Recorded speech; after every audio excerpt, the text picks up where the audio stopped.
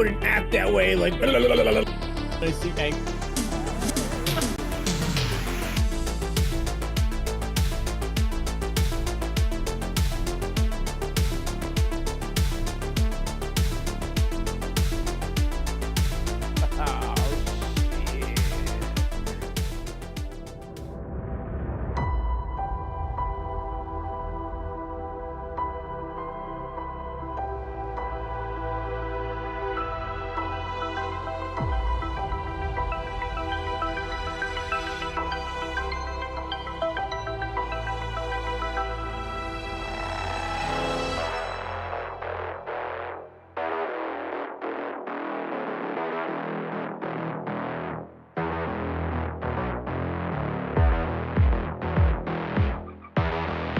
Like that? You like that? Hi.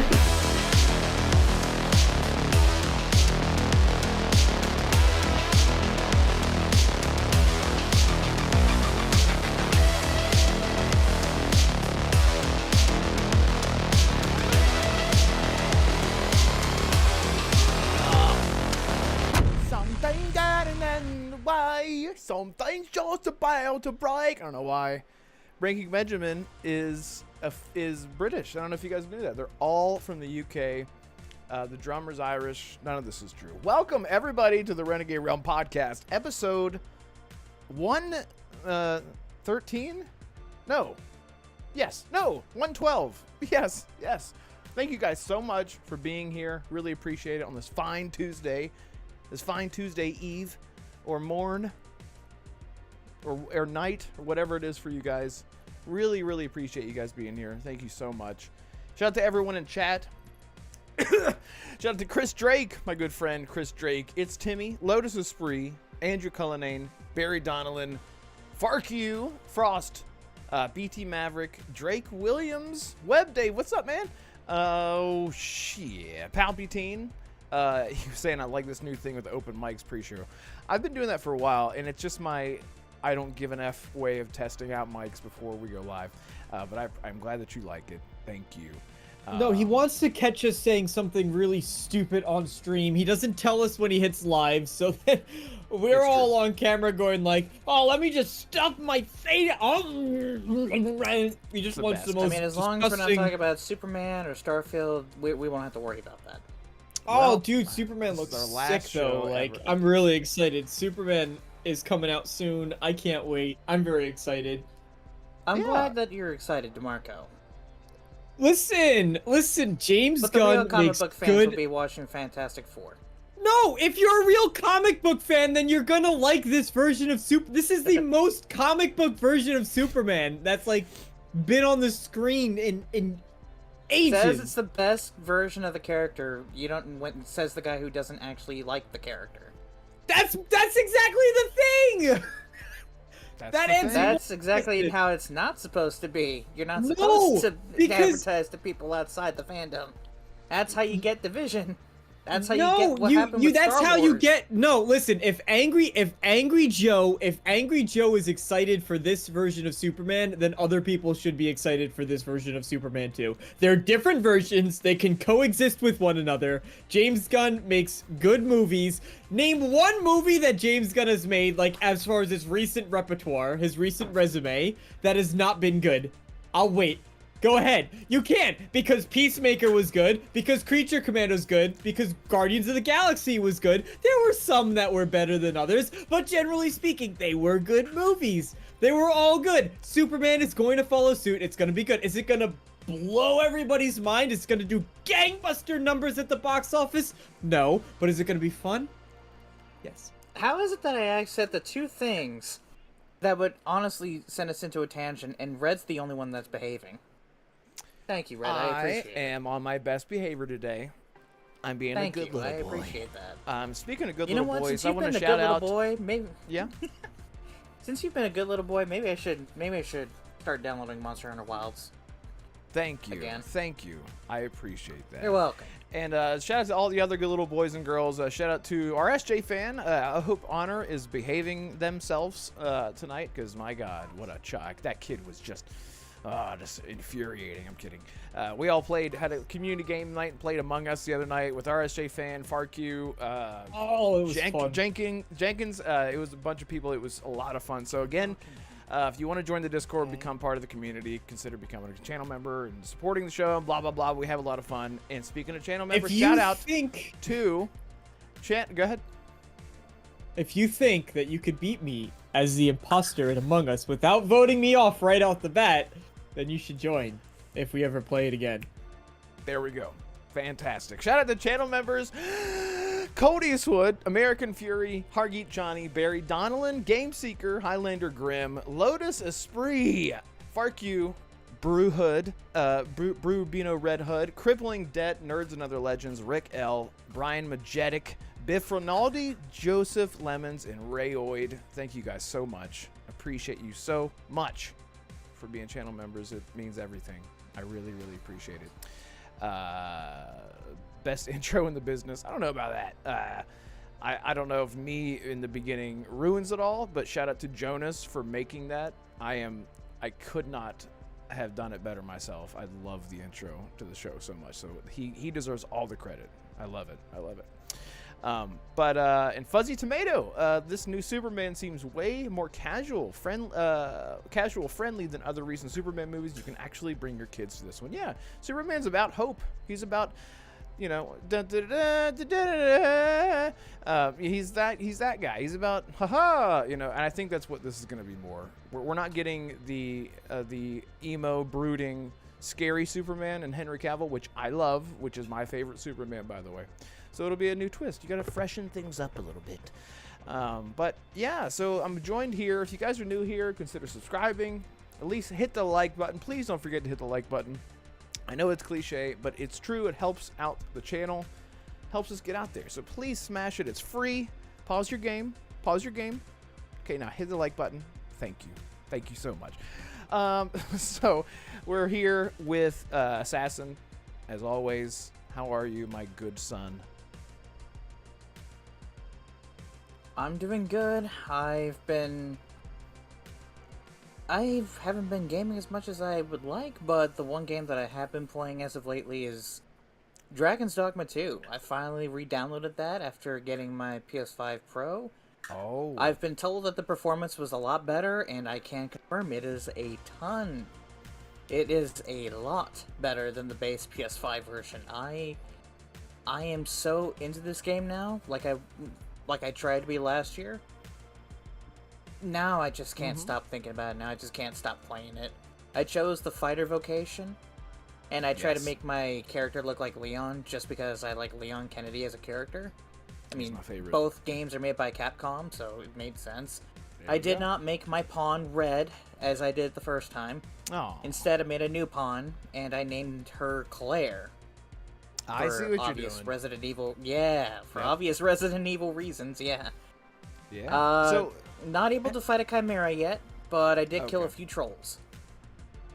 Yeah. Oh, so everyone on Twitter. Gotcha. Well, good. I'm glad. I'm glad that DeMarco, your lights are off. I was like, what's wrong?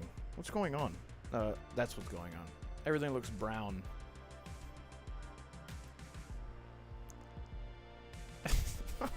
He's actually there we go. We're back, baby. We're back in business. Everything is going the way it should be. That's good. So Dragon's Dogma, and that's pretty much it. Dragon's Dogma 2. Dragon's Dogma 2. Well, okay. Yeah, Dragon's Dogma 2. That's what I've been playing as of late. I shared this to the group a few days ago, but I re-downloaded Dead Space, and yeah, dude. It's kind of crazy that I did this. So I was off for 2 days, right? Mm-hmm. Both days I did one playthrough each. I did New Game Plus the first day, and then I did the Impossible mode the second day.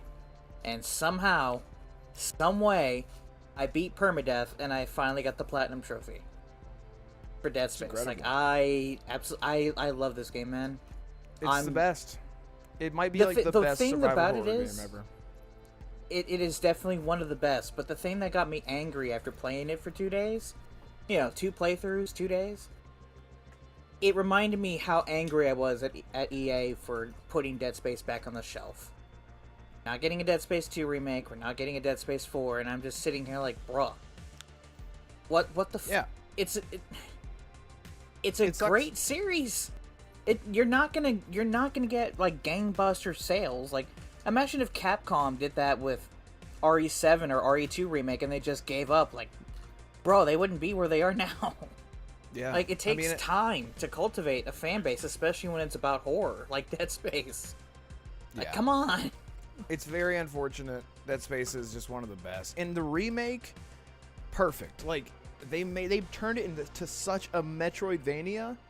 God, it's so good, man. Like, it is just like, I love exploring the ship, and like anything can happen. Each playthrough is different, as you know, because the AI system that they implemented was so cool. But congrats on that, man. Platinum. That's all achievements, as I call them. That is all achievements, all 48 of them, and I have a record of 32 hours in the game. That's pretty good. Not to mention my 20 hours on Xbox, but so I played about 50 hours of Dead Space on both consoles. That's how much Yeah. I love this fucking game. It's a great my game. one You should play it. playthrough was like 40 hours.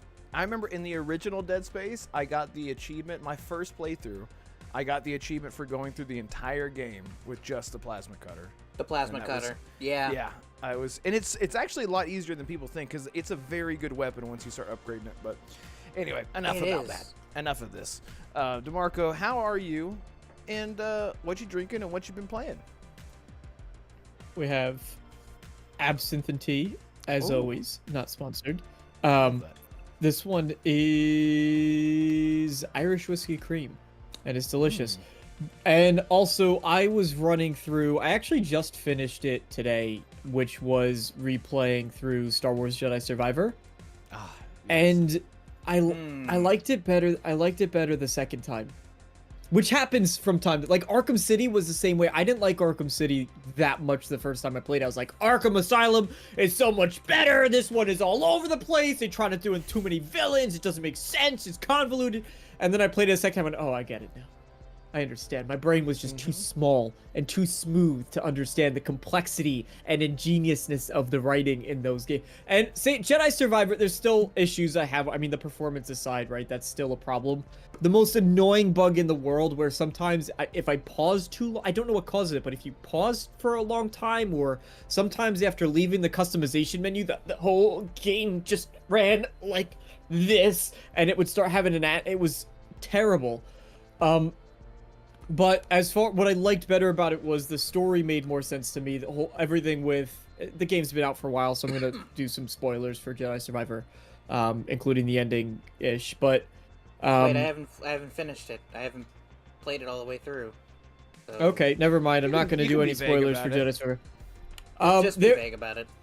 Yeah, there's some character things that happen, and I was like, I don't really understand why. Like, the motivation here doesn't make sense. It seemed like they were just trying to go for shock value, in certain points, and I didn't really like that. But the second time around, usually what happens, especially in these heavy story-driven, maybe other people are the same, but I play through some of these games and I'm so fixated on the story that all the little side stuff, especially in Jedi Survivor, where you're getting some of the Force echoes and you're seeing context, a lot of it's just a bunch of gobbledygook and nonsense I didn't really care about. Like when you hear a group of hunters got killed by a monster that you killed 60 feet back, and you're like, oh, okay, cool. Anyway, you move on to the next thing. Like, there was a ton of that in Jedi Survivor, but you pick up some other things, you see some other context clues. Once you know the story, and you don't need to focus so much on the main plot, that you could kind of pick up on things like foreshadowing or red herrings and all those other small literary elements that make the story work a lot better on your second playthrough. I was able to appreciate it more. Still had a lot of my same feelings, but I liked it better the second time. I actually have a review of that on my channel too, of Jedi Survivor. I love the intro to that video. It's so funny. Did you get micro It's so stutters? good. In the I didn't make a skit about. I should have put that as a parody, but no, that was one of the skits that I did. Yeah, I love the beginning. Yeah, I hate you. That's so funny. That was such. I hate you. We're not even at that part, but That was so good. I love that. I love that. That's good. So just Jedi. Honestly, that's all you- I listened back to that. I listened back to that line. I don't know. Maybe I'm just really biased because I'm proud. Any of those skits that I've done for reviews, I'm very, very proud of. So I look at them just with complete rose-tinted glasses most of the time. But I listen to that one and I go, man, that sounds like Hayden Christensen. Like, hello, like I could hear it. Almost sounds like I took the line out the movie when I did that. It's not that good, but I when I listen to it, it sounds You've got to get like good to some me. of like the in there, like I hate ya. Yeah, you gotta. It can't just be like I hate you. Yeah, you gotta get like the yeah, because Hayden's. I got will that. say I'm good his at, 'cause skits are that's- definitely memeable. That's my intro. I use them all for like any super chat alerts. I use those, which I think it's funny when you see just like a thing of me hanging from someone's like, oh, so and so super chatted $5 and it's a thing me hanging from a roof like from my Toussaint skit or something. Love it. Your But- blueprint Chris Drake, skit, those that screenshot I took of your blueprint skit, I was like, I Yeah, love this- that. this- So that's a great reaction meme. Actually. is. it is, and I use it for almost anything that is just like bad news. I'm just like, anything that is bad news that is video game related, I use DeMarco's blueprint skit with him like leaning against the door. Right. I I like He that. uses- I like that. It's so perfect. Yeah, I'm and he sitting in uses the me chair. going. I'm like, And I guarantee you, once we get to one of the topics later on today, I will definitely be using that tomorrow, unfortunately. Yeah, God damn yeah. it. Unfortunately, I'm shout not out to looking Chris forward to Drake that. says KOTOR and Jedi Academy. Jedi Academy is so ahead of its time, man. With this, I love that. I love that game so much. I actually played it just like a few months ago. Actually, I want to get it on PC because I want to mess around with mods, which we'll talk about mods in this episode. I have been playing all the Resident Evil games in a chronological order. Still, I beat 0, then I beat 1. Then I just went back and I started playing 2 on the hardest difficulty. And I feel like I got my fill of Resident Evil 2 and I was like, you know what? It's not that I'm not having fun, but this is going to take a long time for something that I've already beaten. And I remember how it ends and everything. So honestly, I found, shout out to GLP, Gamer's Little Playground, which is like the best channel to watch if you want recaps and the movie versions.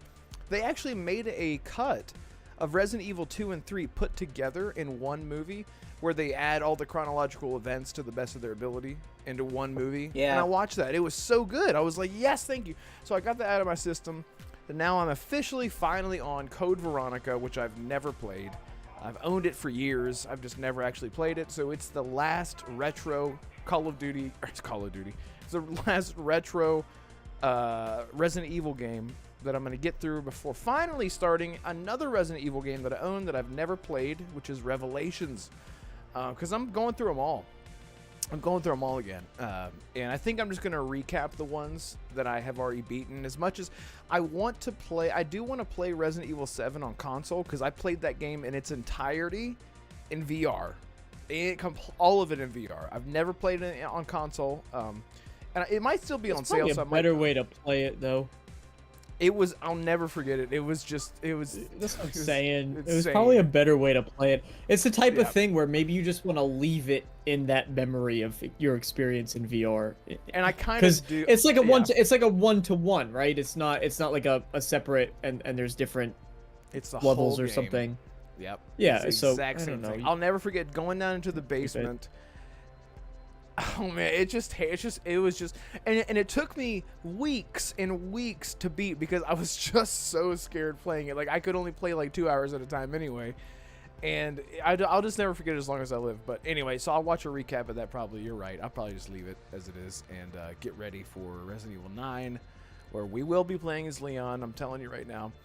Farq says, Red, you are not going through them all. I bet you haven't played Resident Evil Gaiden on Game Boy. Oh no, I'm not doing all that. I'm just going through all like the main line. I really want to play Resident Evil Outbreak, but I don't know how to do that on PC.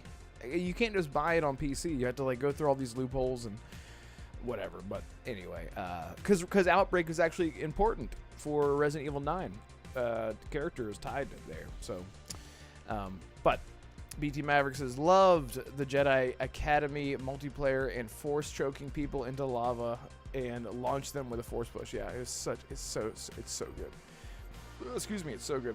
But again, That's what I've been playing, along with Stalker, of course. I am going through Stalker because, which we will talk about. Any chance I get to talk about Stalker, I will. And the game just got a massive update, and it's bringing mods. We'll get into it. Maybe we can talk about that first because it's like some fun news, and it probably won't take that long for us to get through it. But shout out to everyone here. And if you're on Twitter, please share us out. Share this podcast out to wherever you can. It would be incredibly appreciated, and it's so helpful. So thank you guys so much for being here, hanging out. So, okay, you know what? Let's just do this real quick. So Stalker 2, did you guys check out the update or see anything on Twitter about Stalker 2 update 1.5? Yes. Still not enough to bring you into Marco?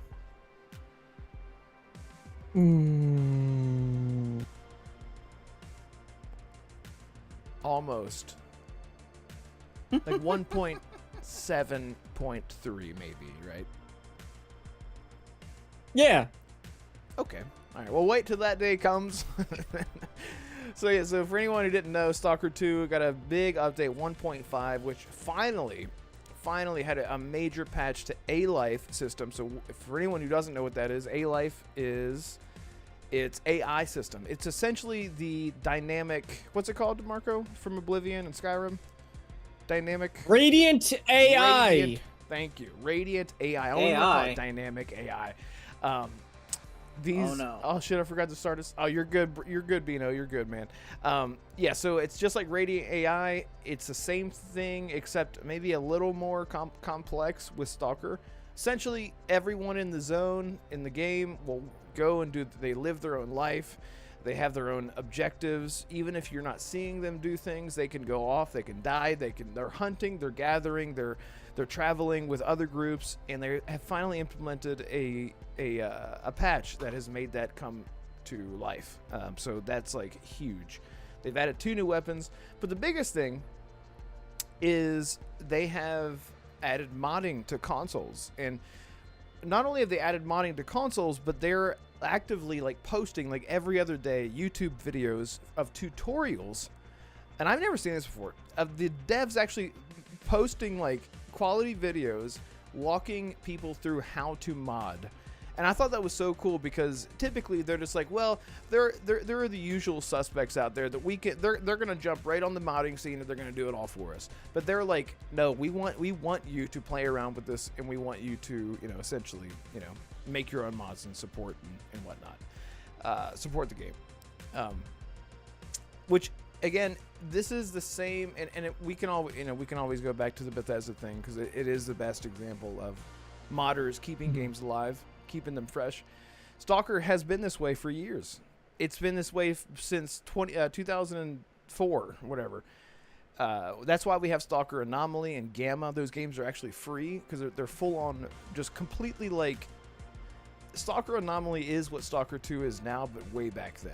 Except even Stalker Anomaly has so many systems, like just so many systems that I wish that Stalker 2 would bring in, but maybe we'll get that's what everybody was saying before Stalker 2 came out. Like I remember distinctly folks were explaining, they go, oh yeah, it's just not Stalker 2, what's even the point of releasing it when you have all the Stalker mods that make it better than Stalker 2 is going to be? Like, that was actual concerns from the community in regards to a Stalker sequel. So it's amazing. It's great that Stalker 2 was as good as it was, and I think obviously the visual enhancements and sort of the modernization of it was a big point that none of those mods could necessarily do. But yeah, hopefully they bring it over to Stalker 2 now. Yeah, and I talked to someone today, it's in the Stalker community, and they were telling me that there actually is a, quote, free mode mod that seems to be the beginning of Stalker Anomaly 2.0 that essentially just drops you into the world and allows you to choose a faction,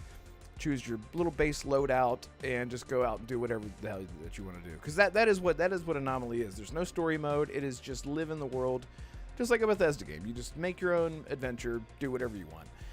Shout out to Yodani Kazada. Finally, he's back. Thank you so much for being here. Hope you're doing good, man. Someone in chat a couple weeks ago said that you have been busy as shit with work. So I appreciate you being here. And Arcane says, hello, fellas. I can't stay. They got me training on a new project at work. Have a good show, everyone. Thank you so much, Arcane. Thank you so much. But yeah, so I'm really excited for the future of Stalker 2. They have you guys know how I am. I know achievements are not important to everyone, but I do think with games like Stalker 2, it is really important to know that, or important to keep in mind that a lot of people use achievements as like checklists to sort of know where they are in the game, to know what they have achieved in the game. So one of the members of the Stalker community reached out to Molt, who is the community manager for GSC Game World, and said, what about achievement-friendly mods? Like, you actually could, because they disable mods. And, of course, I'm one of the people that's outspoken, give us achievement-friendly mods. And they said, because the modding scene is about to blow up in the next few months, to a year, to 2 years, everyone's going to be using mods all the time. Therefore, no one will be getting achievements ever again. And so they have said, we hear you guys, and we are talking about it. So hopefully they just eliminate that altogether. For mods that are reasonable. And if they can't, there's usually a mod that gets rid of the fact that you can't get achievements with a modded game. And people always say that, and I know that that's a thing, but then I don't know how that's going to work on consoles, but it is the same on Steam too. Apparently they just disabled it on, but you're right. And I see a lot of people saying that, but yeah. Wait, is Jonas here? Jonas isn't here, right? No, I don't see him in chat. I don't think so. Damn, I'll have something to show him. He'd probably be pretty impressed. I found this at an estate sale. Sorry, it's completely irrelevant, but I just thought of it.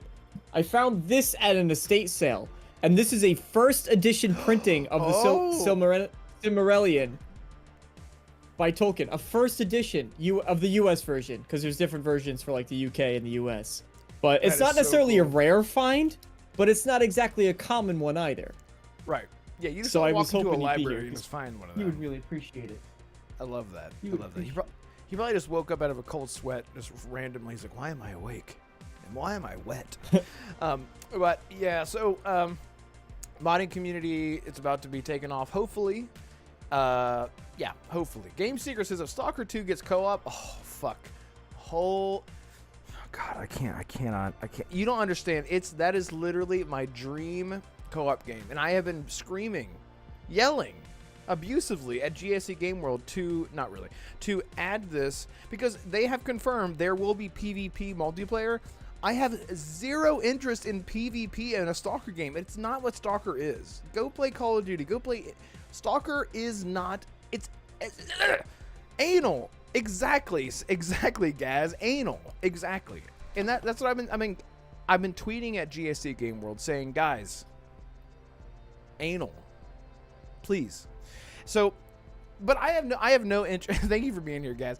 I have no interest in PvP when it comes to a Stalker game. The game is about immersion. It's about, like, you look at all the NPCs in the world as sort of, wandering about, gathering artifacts and hunting mutants and taking on other factions. That should be the game in co-op. Imagine that. Guys, come on. It's on Game Pass. If you haven't tried it would Stalker work. 2, It would work well with like the goofy AI in the game too. I mean, I know that they're trying to improve it, but like when you are, suddenly there's an ambush of 3 guys that randomly spawn behind you because the way that the world handles the AI systems. it's not like that anymore. But now you have a buddy. I know they've improved it, but now you have a buddy that's watching your back. It doesn't feel as unfair or as punishing, So it seems because a little bit. It is true. Like, you will balanced. stumble upon other groups wandering, and what you can still do in Stalker 2 and in all the games, you can just walk with other groups because they are going somewhere. You know how NPCs just wander? They are going somewhere. They are going to end up at a headquarters. They're going to end up at like a bar where you can chill. And if you're playing on harder difficulties, like I usually do, just walk with them, and they will. It's so good. It's so good, man. I could go on and on about this, but Assassin, do you care? Do you care yet? Because you did play it. Oh, you both played it. I did play it. Yeah, we both did, but we kind of just fell off because for me, I think it was because another game kind of got my interest and took me away. I don't remember why DeMarco got away from it. It was in November, so I can't remember. They needed to balance the COD. game. Well, that's I what made me leave it. For me. Okay, gotcha. Yeah, so yeah, so Hollywood just stopped bugging us to play COD, so we all just gave up. And just I played think COD. it was COD, wasn't it? Yeah. It was Yeah, Call that of was Duty, like- yeah, because COD came out like Okay. a week or two before Stalker 2 came out. Gotcha. I think. Well, Anyway. yeah. So, Gaz, Gaz, why are you driving? Why are you driving and texting, bro? Yeah, be safe. Drive. Be safe. He probably Be has. safe. The car is probably driving him. He's probably driving a Prius. I can't imagine he would allow that. Yeah, Gaz seems like a what kind of car do you think Gaz drives?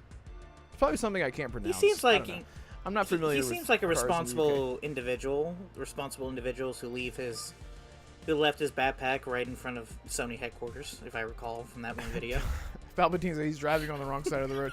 I remember Colt telling me. I talked to Colt, and Colt says he was like, "I'm such an idiot." Colt says that whenever he met Gaz, whenever Colt went to go meet him in the UK, that he walked up to the wrong side of the door. And Gaz is like, "What are you doing? You're on the wrong side of the door." You try to like get in on the driver's side because we're Americans, and it's just not how it works. But anyway, anyone in chat, if you haven't yet and you're interested in Stalker, just go. I say this to everyone. If you haven't tried it yet or you haven't got back into it yet, I would encourage you to get back into it and go in with the mindset that it is a Fallout game. It's a Bethesda game. Play it like that. Don't go into it like, I need to play it and beat the main story and blah, blah, blah. You play it like a Bethesda game, and I'm telling you that you will eventually, you'll be a few hours in and you're like, I get it now. I had the wrong approach. I'm telling you, because so many people are like, I need to get back into that and beat it. I'm like, that's not. Imagine me saying that. Imagine me saying I need to get back into Skyrim and beat it. I need to go play Fallout 4 and beat the game. Like, what are you talking about? It's not. It's the same thing. There with are Stalker. some people like that, Red. No, and I know. You could just do the main that. quests and get all the shouts and you know. I don't Yeah, even do the main you quest can. sometimes. Yeah, I've still never beaten the main quest in Skyrim. That's I exactly think I've my beaten point. it twice, but after I get the Foos for Daw shot and shout, I'm just like, all right, I'm gonna go done. cause chaos. Oh, okay, gotcha, yeah. What's up, Biff Rinaldi? Good to see you, man. Thank you for being here. Shout out to everyone here. If you haven't yet, please hit the like button. Share us out if you can. That'd be amazing. Thank you guys so much. Thank you so much. Anyway, we will get off Stalker because I will just never stop talking about it. You playing on PC or Xbox? I'm on Xbox. I own it. I got the Steelbook. I actually have 2 Steelbooks because you guys know me. I'm obsessed with physical media. That's apparently dying, and I'm just wrong. So. No, it's just Microsoft thinks that it's worth dying for. For some reason, the other two don't. It's Not so much stupid. anyway. It's so stupid. It's very stupid. It is beyond stupid. Anyway, so in other news, let's talk about this. Anyone is excited for Halo? Oh boy. So Halo, I can read this article to catch everyone up. Halo's coming back, baby. So last year we saw heard rumors about the Master Chief Combat Evolved Halo 1. Sorry, I said that so weird. Halo 1 Combat Evolved remaster. The rumors were bundled in with Master Chief Collection also coming all over the place. PlayStation, Nintendo, whatever, coming everywhere. And so then we finally got this Unreal Engine video, and everyone lost their collective minds because they're like, Master Chief's fat or whatever. I'm like, oh, what the fuck? It's just a tech demo is what I always took out of it. So now we finally have some more confirmation here, and this is from Kotaku, from Zach Zweisen. Halo's future will be revealed in October, says Xbox. So the rumored Halo Combat Evolved remake might be announced later this year in October. And I'm going to sort of skip through some of this here. So on June 30th, Halo Studios esports lead Tashi Hazajetic, I am so sorry. Ice, arrest him. Yeah, please. Shared a blog post about the Halo World Championship happening in October and how people can buy tickets for the event. But the blog post has also addressed all the speculation about Halo And it says, quote, over the past few weeks, there have been a fair amount of speculation about when and where more details might emerge about any of the multiple projects Halo Studios is actively working on. We don't usually comment on such matters, but this time we want to enter the chat and share a little more perspective for Halo fans who might be on the fence about whether to attend this year's event. Tashi explained that last October during Halo WC, I don't know what that means, a New Dawn, a short video revealing that the news at 343 was becoming Halo Studios, shifting to Unreal Engine. He further explained that a New Dawn was just the beginning, and that this year's Halo WC, the team looks forward to continuing the conversation. Speculation is always fun, but if you want the official scoop on what Halo Studios has been working on, and you won't want to miss this year's Halo World Championship. We really hope you'll join us. So yeah, there it is. And looks like we're going to be getting a new look at whatever the next iteration of Halo is. I don't think this is the place to announce a sequel. I do think that this would be the place to announce something like a remake or whatever. And It's a place also to tease Master a sequel, Chief. though. Yeah, you could absolutely, you could show the thing, you could show what I personally think is we're going to see Master Chief Collection announcement coming, like I said, coming everywhere, to PlayStation coming everywhere. And then they could show something of the remake of Combat Evolved, if that's true. And then they could tease the next Halo. I don't know. DeMarco, are you a big Halo guy? I had a friend who tried to get me into Halo when we started playing them. We actually made 2 attempts to play through them. We did one where we started with Reach, because I think timeline-wise, that's the first. Yes. And the issue I had with starting with Reach was that even though it's a prequel, it still felt as though it assumed you had knowledge about the world and the franchise.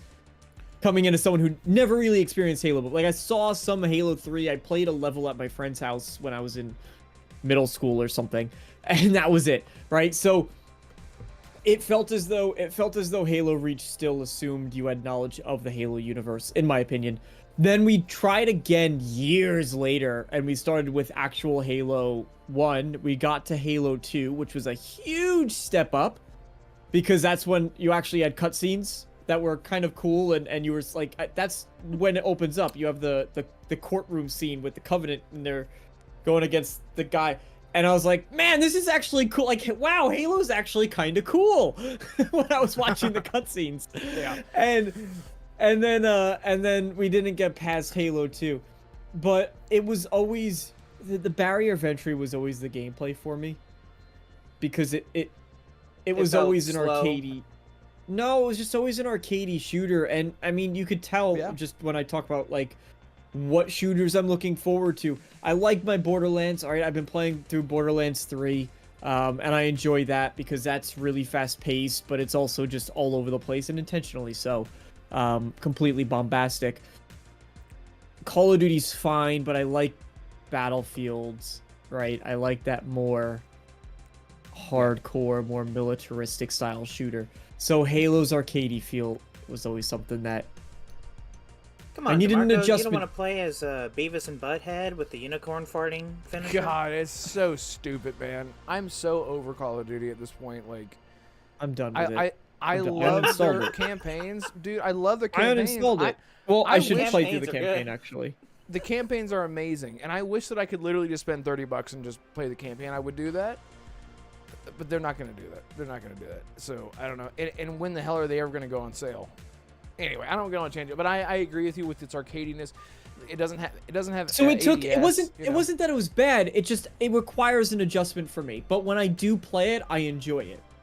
Right. So.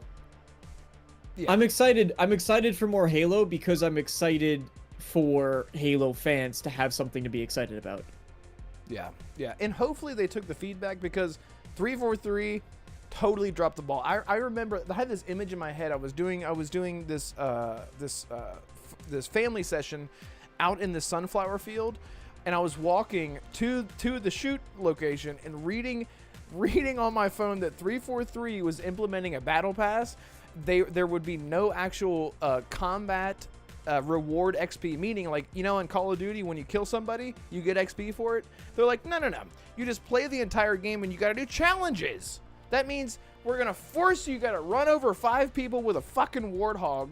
You got to kill 5 people with a shotgun. And next week, you got to do a 360 no-scope headshot with snipers to get more XP. I'm like, are you serious? And I knew right then and there, Halo in multiplayer is in trouble. Because first fucking thing that they do is try to monetize this and try to turn it into a live service without actually making a good multiplayer experience first. And it's still, I don't know how well it's doing now. I remember that complaint, but I know that they've improved it now. I know that now they have made it better. I haven't played it recently. I played it like last year sometime, but I just hope that they took that feedback with this whole rebranding and this whole, you know, turning into Halo Studios. I hope that they are taking the feedback and make a good Halo game. And I hope that they bring third person, which is controversial. Good question. Yes. Why Halo Studios? Why that name? That just doesn't sound good to me. It doesn't. It seems like just come up because with a better you know what name? it sounds good. What it sounds good to is investors when they know Halo is as big as a franchise it is, and who's working on Halo. Halo Studios is working on. They are the Halo guys. That's a really working good on point. Halo. It is a dumb name. Like, yes, I get it. You want to reiterate yourself for investors, but you couldn't have come up with a better name. But DeMarco's right, because brand recognition is huge. You need to throw the name in there for. Imagine if Capcom had a studio called Resident Evil Studios. Well, they don't necessarily need that. They don't need to be called Resident Evil Studios because they already people know what Capcom is, right? But they do have like the RE engine. Yeah, but the Coalition doesn't have that problem. The Coalition is technically a part of the Coalition of Gears. But it doesn't have. It's not Gears of. It's not the Gears studio. I was just gonna say the Playground's Coalition. Not the Fable studio. Right. I was gonna say the Coalition is like a play on the universe. So they sort of. It is a play on the universe. Right? Yeah. Yeah, and Playground. Yeah, I know they fit with Fable. I mean, Fable itself is a big playground. Well, I mean that's just just ironic sort of... since it came after. I don't but know. Still, like Halo, like I understand why. It's just I think they could have chosen a better name. Yeah. But yeah, go ahead, Red. Well, I was just gonna say, I was gonna ask you, Assassin, what would you want to see? What would you? Donnie says unsub. Now I've domed out the rubber ball and rains into your mouth, naughty boy. Okay, well, that's okay. I don't know. We can fix that. Okay, just DM me. But yeah, go ahead. So, thank you, Donnie, and thank you all so much for being here again. Hit the like button if you haven't. So, Assassin, if you could choose one thing that wouldn't be a new Halo game, what would you want to see out of this? That wouldn't be a new Halo game. Sorry, a sequel to Infinite is what I mean. I mean, I would love a sequel to Infinite because I actually liked that story. I know that's probably not a big, it's probably not the best thing to say to a bunch of Halo fans. Probably in the chat. I haven't even hardly started. I have. I've beaten it 3 times. It is an amazing campaign, and I'm saying this after I finished the original trilogy and 4. Yeah, Infinite. It's not the best, but it's definitely a great story. Anyway. As far as what I would like to see, aside from a sequel to Infinite, I'm just going to say this outright. I don't think they should show anything at the esports scene. I mean, I understand why. But to me, Halo it's still Microsoft's biggest IP. I know people will say COD, but, Xbox started with Halo. No? Shut up, Marco. I just said it, okay? Hush. I know, but... Okay. Yeah, okay. And I think it would Halo's it might the even biggest be IP that they now it might be Call of Duty followed by Candy Crush followed by Halo actually. Yeah. Okay. Yeah. It is Microsoft's 3rd biggest IP. Fair? Jesus Christ. They literally put Master Chief on the box still, okay? My point is Halo to me does not seem like an esports type of announcement. It would feel like it would have a bit more impact if it was the Xbox Developer Direct in January, or even the June showcase next year. But I know Microsoft is dumb with their decisions because I already know that they're going to show something this October. Probably the Combat Evolve remake, and that it's coming everywhere. That's probably what I would like to see the most. And maybe MCC for PS5 and Switch 2. Actually, probably both will be there. I think the Combat Evolve remake and MCC going multiplat will be a double surprise. And then they'll show off the actual sequel. Maybe next year? I don't know. I mean, that's what I want to see, though. Yodani Kazada, thank you so much, man. I really appreciate you. $2 super chat says, I'd take campaign DLC. Yeah. I was saying that for 2 years after Infinite came out. I was like, where's my campaign DLC? Well, and wouldn't that make more sense, not only in terms of how much money it takes to just iterate on the next chapter in Halo, because it's called Halo Infinite, right? Like, wouldn't you, and I haven't beaten the game, so I don't know if Infinite has anything to do with the actual narrative, but it's called fucking Halo Infinite. Wouldn't you want to just let Halo Infinite be the launching point for every new chapter for Halo? I'm not saying like it doesn't need to be that, but hey, it's a new era, right? Each new DLC or each new campaign DLC is like $10 to $15, and it's like, 5 to 7 hours each each new chapter or something like that. I don't know. Yeah, that'd be great. I would be totally down for that. We you used want to them get to that go the kind of stuff. Hitman route? Yeah. Yes. But dude, Hitman Have a main campaign, have multiplayer at launch, update the multiplayer as is, but continuously bringing out new chapters. Well, that was Hitman 1, but yes, but it's still essentially that's what I'm talking about. Bringing out new content as you go. And I mean, you guys, Left 4 Dead is a good example of this. Didn't Left 4 Dead do this back in the day? If for anyone who remembers Left 4 Dead, it's Back 4 Blood, which Back 4 Blood needs so much more love. That game is so good. It literally is Left 4 Dead. But anyway, they continued to add on new campaigns as they went on. They just added a whole new campaign. It was like $20 for a whole new campaign, hours and hours of fun. It was great, and everyone loved it, and everyone was fine with it. That was the way to monetize back then. Instead of just having a fucking Beavis and Butthead and Ninja Turtle skin inside of a Call of Duty game, get out. Get out. I mean, to be fair, Halo did have like a Ninja Gaiden armor set in Halo 3. I'm just gonna point that out.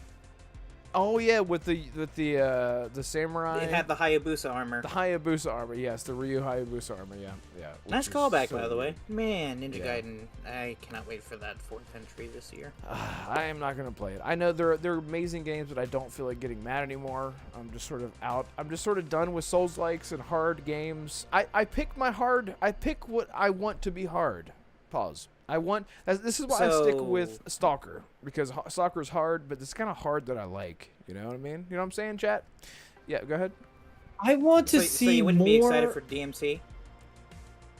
Yes, I would. Go ahead, DeMarco.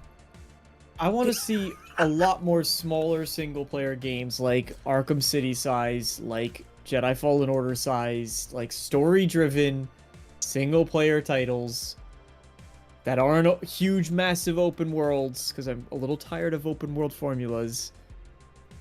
Well, do I have a game for you called The Blood of Dawn Walker? By the way, No, Red, I did finally finish that. What I've been eyeing next is actually Alan Wake 2, because I started it but never got that far in it. You mother... Definitely started I just over. platinum that game too. Definitely started over, DeMarco. And whenever are you like actually about to start it? Because I have a video. I've talked about this video a lot, but it is. You will thank me. I was considering. Well, since I had just finished Jedi Survivor, I was like, all right, I would like another like kind of story-driven narrative experience to get into, and I was torn between doing Alien Isolation, because I love that game, but it's not spooky season yet. It doesn't get dark out early enough yet. And then I was thinking, okay, maybe Alan Wake 2, because that is in my backlog of games. Maybe. And I was looking at what else was in the library, but Alan Wake 2 is incredible. It's incredible. Alan Wake 2 is an amazing game. It would have been my game of the year in 2023 if it came out with physical. That's true. You eventually got it physical, right? Yeah, I got it exactly a year later, and I finally beat it like a month or so ago. Got the platinum trophy and everything. It's an amazing game. Like, It's amazing. It's so good. I haven't talked with Arcane in a while, but I'm like, dude, I have ideas for Alan Wake 3 if they ever decide to actually do that. Yeah. It's so good. DeMarco, yeah. There is a video by the YouTuber Hidden Machine, and it's like, it's everything that you need to know. And it's like a movie. It's like, sit down, get some food. There's a gnat. Sit down, get some food, watch it. Like, it's like an hour long. Maybe it's not even an hour. Maybe it's like 45 minutes. But it's totally worth it because knowing all the references, there's so many. You know how Remedy is with its connected universe. It's amazing. And this video changed everything. It was like I watched this video and then immediately started Alan Wake 2. And right off the bat, I was like, I'm so glad that I watched the video. It's so rewarding to know the lore behind stuff instead of going back and replaying Control and replaying Alan Wake 1 and all that. But which I've never played seriously Control, and I went through Alan Wake 1, but honestly, I'm sorry, it wasn't that memorable to me. Yeah, The at first first one? time I think it was. I remember, but not later on. yeah, no, I remember the premise of it. Like, I remember the twist, but it really, it was definitely a game that I understand why in its time it shined a lot brighter than now. Right. Yeah, but the sequel definitely makes up for that shine, though. It definitely took its place. That's what I've heard. That's why I would be interested. And I would like in to say trying I to play did it again. not follow Red's advice and watch that video, and I played the game, and it was perfectly fine. You don't have to know every reference, but if you played the other games before or after, you'll be like, oh yeah, I remember that. Oh, I know that. Yeah, reference. I think it's probably the type of thing where I'd play it and then I'd watch the video and go, oh, that's cool. Yeah, I don't know what it is about certain games nowadays for me. It's just like, after I was done with Alan Wake 2, my first thought was, motherfucker, I wish Quantum Break was part of this universe. Like Well, it was it is. supposed to be. It's not. It's not. It is. You need to watch. And the I video. hate that. No, I don't. It is. It is 100% connected. Sam even said himself that it's not a part of it. That's why you didn't include Jack at all. Nope. It is. Watch the video. I'm gonna trust. It's I'm gonna connected. trust the game director over the random YouTuber.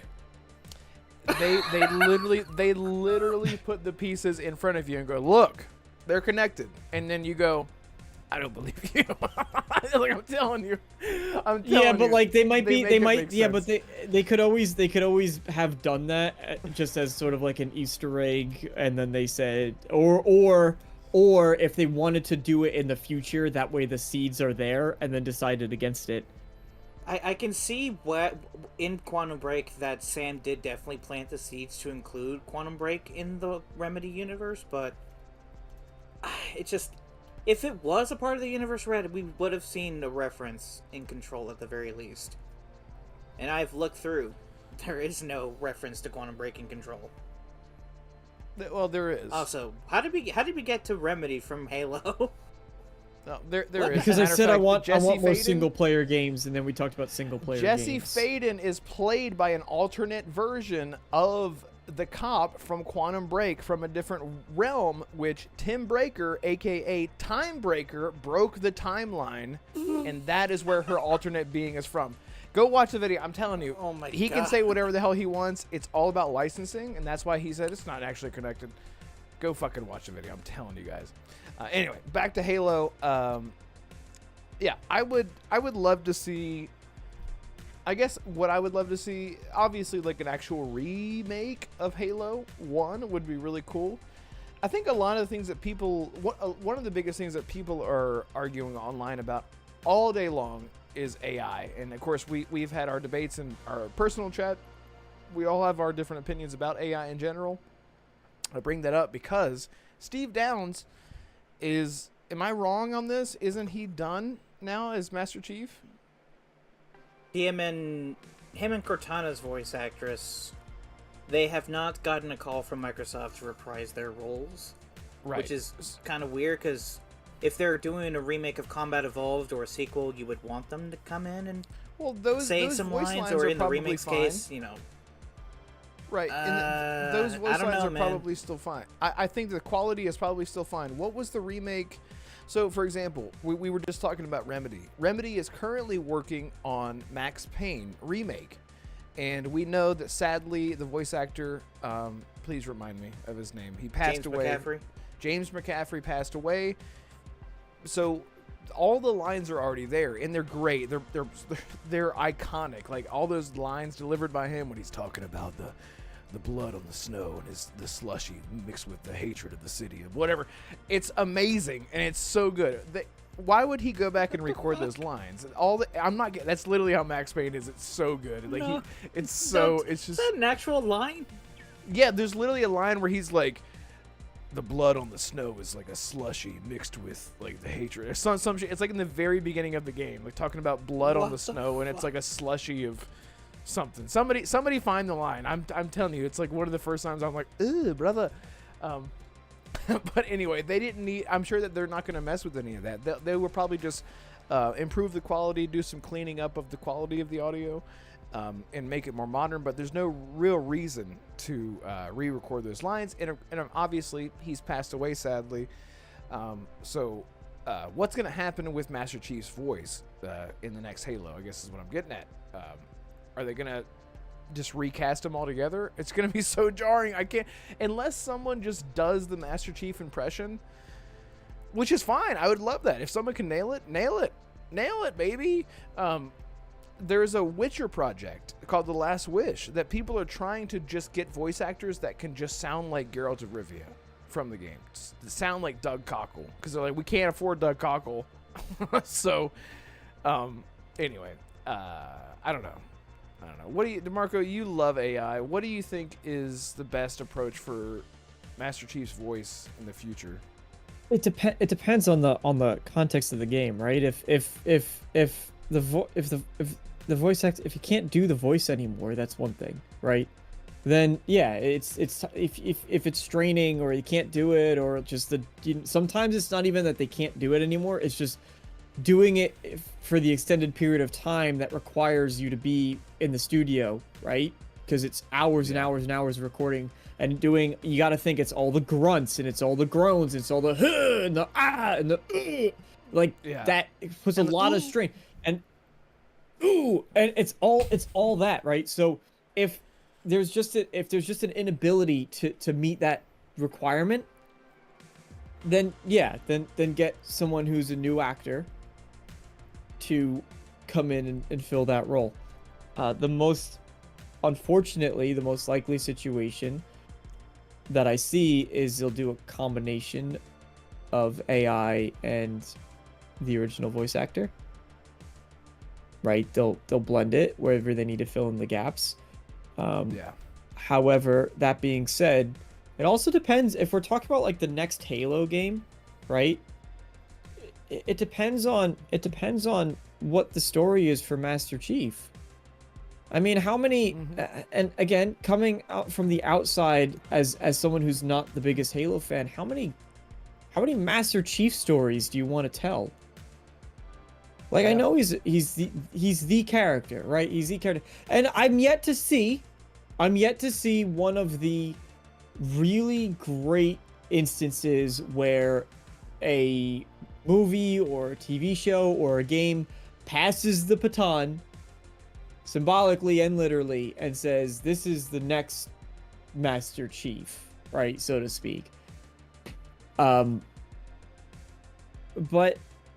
maybe it's time to just consider other opportunities to expand on the world of Halo, because it's sort of like, I think of there's a quote in Star Wars from I forget who said it. I don't know if it was like Dave Filoni or somebody else. No, it was one of the writers for Star Wars, and they were like, yeah, we're not doing anything related to the Skywalkers, because it might have even been Tony Gilroy who worked on Andor. But they're like, we're not doing anything related to the Skywalkers. They're not showing up. They're not going to make an appearance. We're not telling a story about them. Because the reality is, 99% of the effing galaxy have no idea who the hell Skywalker is. Right. Like they got no clue. And it then, makes it and then- smaller. Makes the universe feel smaller when you keep condensing it to these same characters in the universe. That's all that world is. That's all that world is.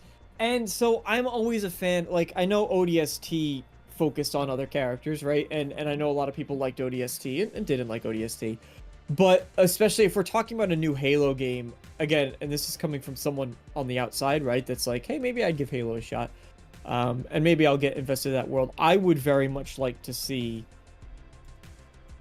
some of these other stories, because I think that's how you get some really cool opportunities. And they're riskier opportunities, but some of the best opportunities, right? That's how you get something like Cal Kestis in Jedi Survivor, right? You get a Cal Kestis who's an interesting character. As not, like Darth Vader shows up in Jedi Fallen Order or whatever, but like it's mostly an independent thing, and you get this whole unique cast of characters going on their own adventures, and it's one of the best modern characters in Star Wars, and I would like to see that for Halo.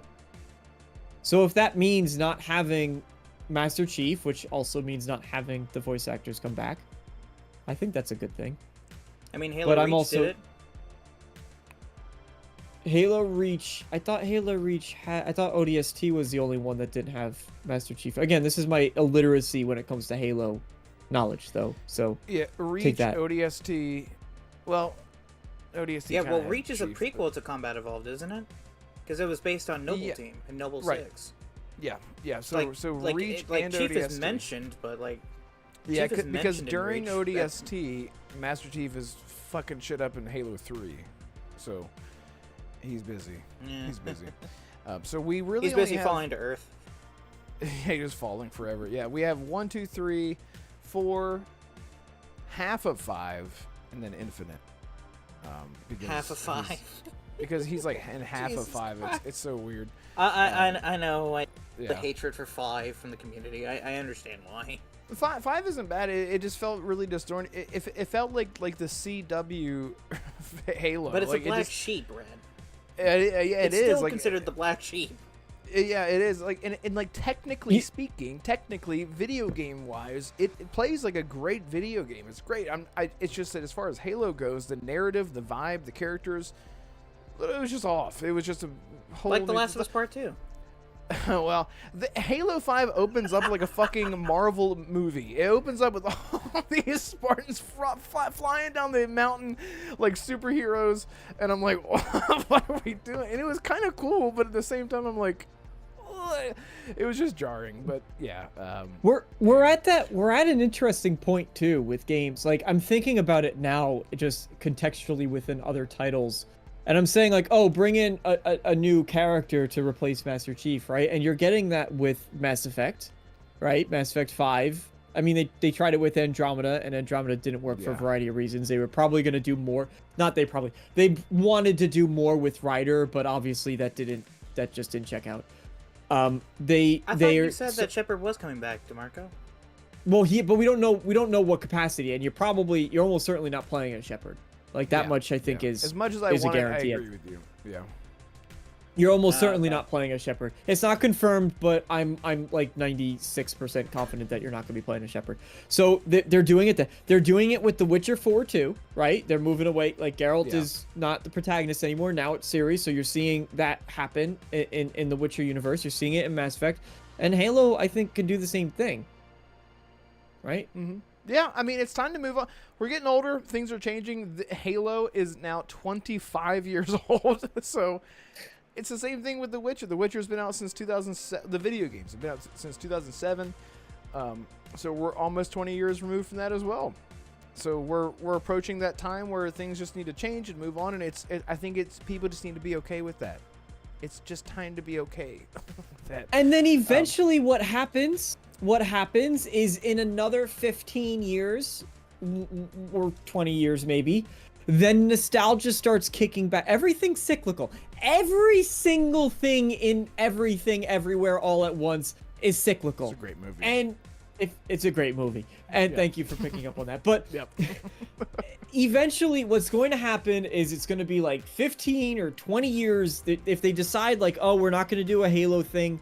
we're not going to do Master Chief, and then something without Master Chief is successful, and it starts doing really well, and people are like, oh, they really like this character. We're going to keep doing this character for the next 10, 15 years. Then eventually people are going to go, man, I remember when I was like 14 years old, and now I'm 60, and Master Chief was really cool. And then they're going to bring back Master Chief. Yeah, right. It's a long They're time. going to bring back... But I get you. Okay. Well, but they're going to bring back... That's Go when ahead. they'll do, because every bloody thing is cyclical. That's the nature of the world. I agree with you guys that change needs to happen, but to me, I think people accept change more if, like, the very end of the previous era, like, ends, like, perfectly. Like, you either die, because it's already past that point. Either you die a hero or you live long enough to see yourself become the villain. Halo, Infinite was mixed, right? So Infinite Master was Chief should 5. either die 5 was not or well be the received. villain. No, it's already the villain, is what I'm saying. Like, it's already run its course, and I think they need to move on. I'm talking about the actual character, DeMarco. I'm not talking about the franchise. Well, he's like, part you of want the franchise. Change, good, but make sure You that can't- the previous, but you can't- previous no, thing you can't- ends good. I don't Like, think if you I don't end it no, on a bad note, it's just gonna leave a sour taste in everyone's mouth. I don't think you can have the conversation of like moving on from Master Chief without having the conversation of moving on with the whole franchise as a whole, because Master Chief is the franchise at this point in time, right? So they're inseparable from one another in that sense. Yeah. It's like Doom. So- like without the so Doom you guy. Like, can't- imagine if. I'm sorry. Go ahead. No, Doom's a great example. If you play Doom without the Doom guy, what are you doing? But Doom is something that is a bit more, because Halo is more character driven. Doom was always more about the world, and they've made it more character driven lately, Yeah. which is both a good thing and a risk. Yeah. But Or it's a a good crutch, you thing might because say. now Yeah. now they have this whole, because I haven't played Eternal, and I was only like, I know Holly streamed it and I was watching passively. I wanted to play it at my own in some point and sort of get into the lore a bit more, because I think it's super interesting and super cool what they're building. But now you have all the stuff with the Sentinels and the Archons and all that, right? You have a whole bigger thing that you're bringing. It's like Expedition 33. Right, I haven't finished Expedition 33, but you get to a point in Expedition, and then you realize that the world is so much bigger than you thought it was. And so now, if Sandfall Interactive, Yeah. Yes. Sandfall Interactive. thank Yeah. you. Handful. If Sandfall Interactive ever wants to do another thing, they have all of this stuff to pull, and they don't need to be like, oh well, everyone really liked Mael and Verso, so let's do another Verso. It's like, oh, but everyone liked Minoko. But no, you have all this other stuff to play. You have a big play box. Just pull from Yeah, but the from the- thing is that you're pull from kind the of box, the toy describing box. Final Fantasy here, because like each Final Fantasy is its own story, its own characters, and each game ends in a satisfying way. You don't need to go to that extreme. You don't need to go like episodic Like, with I it. know you don't but have to, that being but said, it how many works. Final Fantasies are there? Dude, A lot. 16. 16. There's more than There's 16. 16 times the Final Fantasies. Yeah, 16 times. And why people still love when the next Final Fantasy's coming around. But Why? you're missing the point, DeMarco. It has I'm to not. have a satisfying ending. No, it doesn't. It does, and hang on, I'm living proof of it. Can we? Assassin's Creed, for one. I want to ask. Hold I on, want to Red. ask the question. Are you talking specifically? Are you Assassin? Are you saying that we need to get an end of Master Chief first before we move on? Is that what you mean? I'm saying if you want to have, honestly, a satisfying ending that can leave the door open just a little bit for Master Chief to come back at a Like later date. I'm cryosleep? not saying you have to kill. Yeah, actually, yeah, kind of like Once again, put him back in. wake No. me up when you need Wake me. me up when you need No, me. Yeah, but, exactly. No, Yeah. but Red, here's what I mean by change. For me, for the longest time, like Assassin's Creed, Ezio was the main assassin character, the mascot for the franchise, right? For 3 Right. games. But I accepted change after Revelations because that was the end of Ezio's story. I Did you wouldn't have like- accepted Assassin's Creed 3. I would have, but I would have been better. Like, dude, we could have gotten another Ezio game. Like, yeah, he would have been Two- old as hell. I understand But- what you're Two comments saying. on that. Two comments on that. One is, you said Before you comment on mine, can you comment on Johnny Blue in chat? Johnny Blue says this guy The guy doesn't doesn't even even know what know. games- I don't know who he's talking about, but he says this guy doesn't even know what Yeah, games. he's talking about me. the No, Master he's talking about Chief- me because I don't. And all of a sudden they don't. Okay, yeah.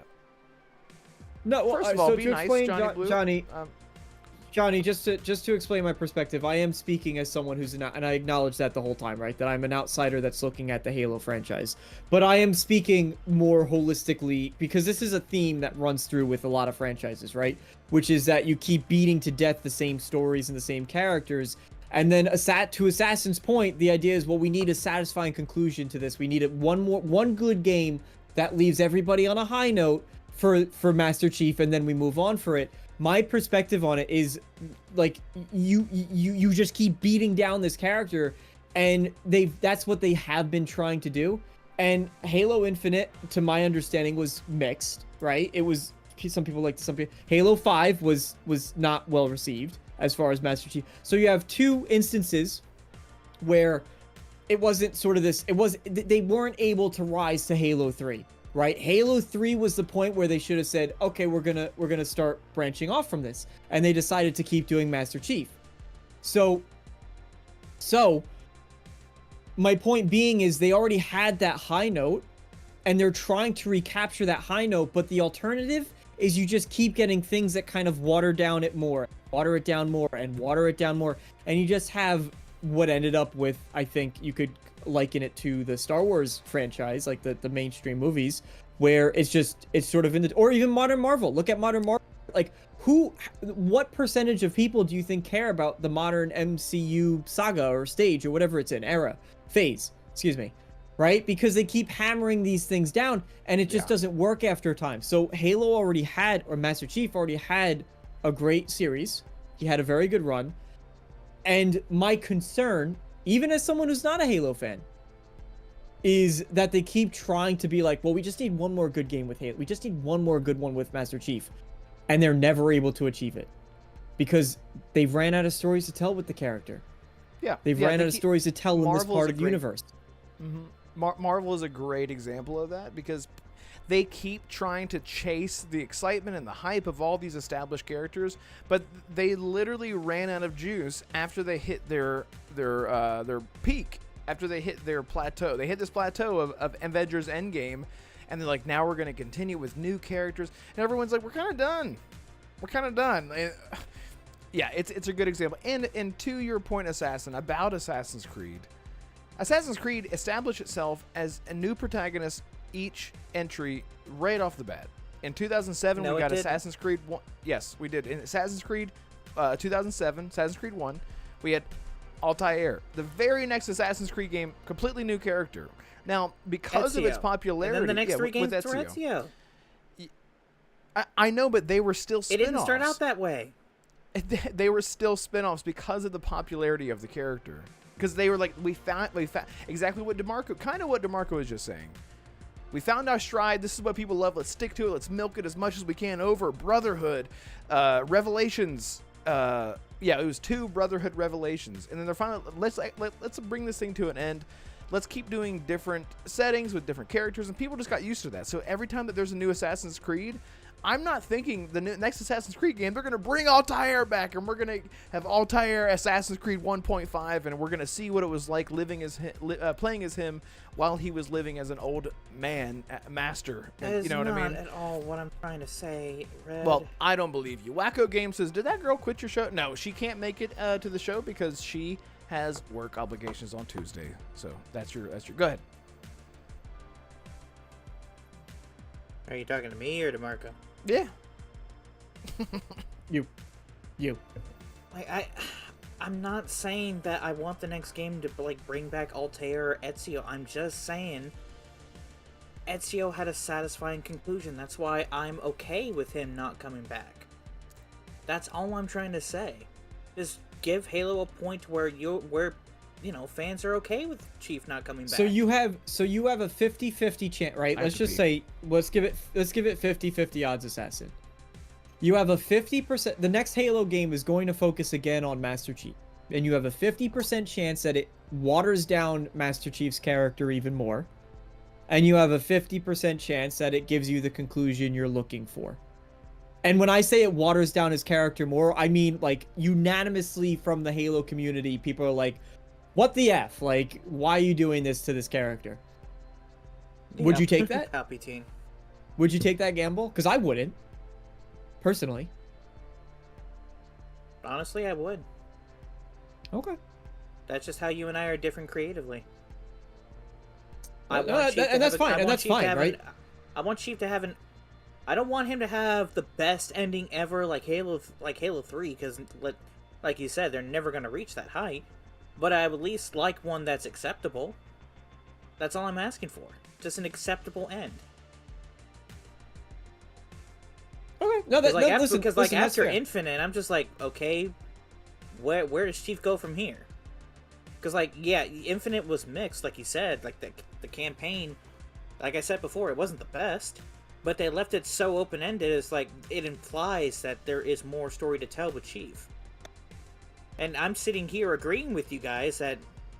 But isn't that exactly what you're asking for, though? You're like, I want them to tell a good story with Chief, but then leave the door open for sequels. And what you just said is they had a pretty okay story with Chief, and they left the door open to make sequels. You mean with Halo 3? It's ironic, though. No, you just said Halo Infinite, the campaign was good. It was fine. Like, it wasn't great, but it was good. You just said the campaign was okay. It was good. But they also left the door open for Master Chief to have sequels. Isn't that exactly what you've been asking for? So why is Halo Infinite not the conclusion that you're looking for? Because it implies that the fight is not over. And I would like the fight, at least this fight, to be over. So you want a definitive end? Kinda, yeah. So it's not so much. Okay, all right, but the Covenant and the Flood are not the only. They can't be the only enemies in in Halo's universe. Like you and Rich said, let's get a new character. Let's get a new villain. That makes sense in the Halo universe. So yeah, maybe I do want a definitive end to like Master Chief and the Covenant and the Banished and everything that was introduced in both trilogies, but Arcane says they muddled the waters so badly there's zero chance for satisfying conclusion at this point. I would that's the thing. Yeah, I'm saying that I would like an acceptable conclusion, but I don't know. It's not gonna happen. I will give credit to Pierre Hines, the head of Halo Studios. He's the guy that fixed Master Chief Collection and Infinite. So who knows? Maybe he'll come up with something new and refreshing that Halo needs. Yeah. Still don't trust them. Hot take. Gray Monad says Ezio is my least favorite character in AC. I don't know why you spelled favorite like that. You shouldn't have put that O in there. That's crazy. That's crazy. I'm just picking Gray Monad. You're entitled to your opinion. Funnily enough, my favorite character is probably... It's between Connor and Eivor, actually. Because Eivor reminded me so much of Geralt, and Connor is just a stone-cold, just brutal kill. Like, I love him so much. And Eivor is very, like, he's got, like, this swag to him, where he's just very soft-spoken. But at the same time, he will F your A, if need be. Like, a lot of... I can see why some people would say that Altair or Connor is definitely their least favorite assassin, but in all honesty, like most of the assassins in the entire franchise, I see as pretty good characters. Like, obviously Ezio's my favorite, but most of the characters are written well. Yeah, Still have questions about Arno though. I loved Arno's story. I really did. I loved Arno's story. Like, it was... But he was much more of an Ezio character. I think that's why he doesn't stand out too much, because he's very comparable to Ezio. Very comparable to Ezio. Yeah, he was the Ezio that we got after the fuckboy Ezio. attitude. Yeah, he's like, ha, see you later. Does a backflip off of a 10-story building and escapes somehow by the skin of his teeps. His teeps? Yeah, but Sure. Ezio learned and adapted from his tragedy. Arnold just didn't. He just moped around. It's Yeah, like, oh, it's true. My Well, love interest is dead. It was French, right? Oh. So that's Get up. we know how French do. We just saw Clear Obscure. No spoilers. Oh But, yeah, Edward. Edward is definitely a lot of people's favorites. Spoiler alert: Matt Ryan apparently teased the Black Flag remake. Yes, yeah, that was another thing. Yeah, which is We knew that was coming, though. I Yeah. mean, we knew, but at the same time, it's good to see like some signs of life. I want to see signs of life from the Jedi sequel, but Stig Asmussen left, so I don't have too high. It's been 2 expectations years, anymore. DeMarco. Give it another year or two. I It's want it true. now. It has been 2 years. Isn't that crazy? dude? It's How? been 2 years. It's insane. It's been Insane. over 2 years. Well, and with the way, I won't say what happens in the end. There's a certain thing that happens in Jedi Survivor. DeMarco, you know what I'm talking about, and I'm curious to see how that actually evolves with the main character. So they obviously had to finish out this trilogy, but I'm curious because I want to see a Jedi insert whatever, like a Jedi Academy, a Jedi Outcast, you know what I mean, like a Jedi Fallen Order. I want to see another character. I want to see new elements explored. If Disney will effing allow it, and the fact that they got away with what they got away with with what happens in Survivor, I really hope that they lean into that. And I don't think they need to go full on that thing. I just think they need to explore that more because I'm so tired of this goody two-shoe, like... Anyway, well, but I agree. You know with what I wanted, Red? I can't wait to see. Yeah, Darth Maul, No. Starkiller. I wanted Respawn's first-person shooter campaign set in the Star Wars universe. Thanks, EA, for killing that. Do we need another Star too. Wars first-person shooter? Jerks. Come on. A good good story, one, Red. story-driven. Like, yeah, that would have been fun. That would've Like, been fun. when was the last time we had I a good want to see- first-person Star Wars game? Honestly, Battlefront 2. Battlefront 2 What? was mostly third person that you could play in first person, but like the yeah, original, it's- right? Not the new, the original. They're all great, but you can choose to play in well- first or third person. That's my point. That's my The point. new one. Yeah, The but new that's one DICE, was- and they're iffy. They're Respawn at iffy. least has somewhat better quality. Darth Jar and Jar they should can be tell a Maverick. story. Real Darth quick, Jar Jar. I do want to Jesus. thank everyone so much for hanging out with us. There's almost 50 people here. Guys, please, if you're new here, we go live every single Tuesday, 6 p.m. Eastern Standard Time. Consider leaving a like, at the least, a sub at the most. Please, thank you. At least drop a like. If you're not totally subscribed to a live podcast, weekly podcast, did gain some subscribers from my Stalker video, so just know that doesn't end. This is just a weekly thing that happens. So thank you guys so much for the support as we go on to the next topic. Speaking of shooters, third-person shooters and first-person shooters, Arcane.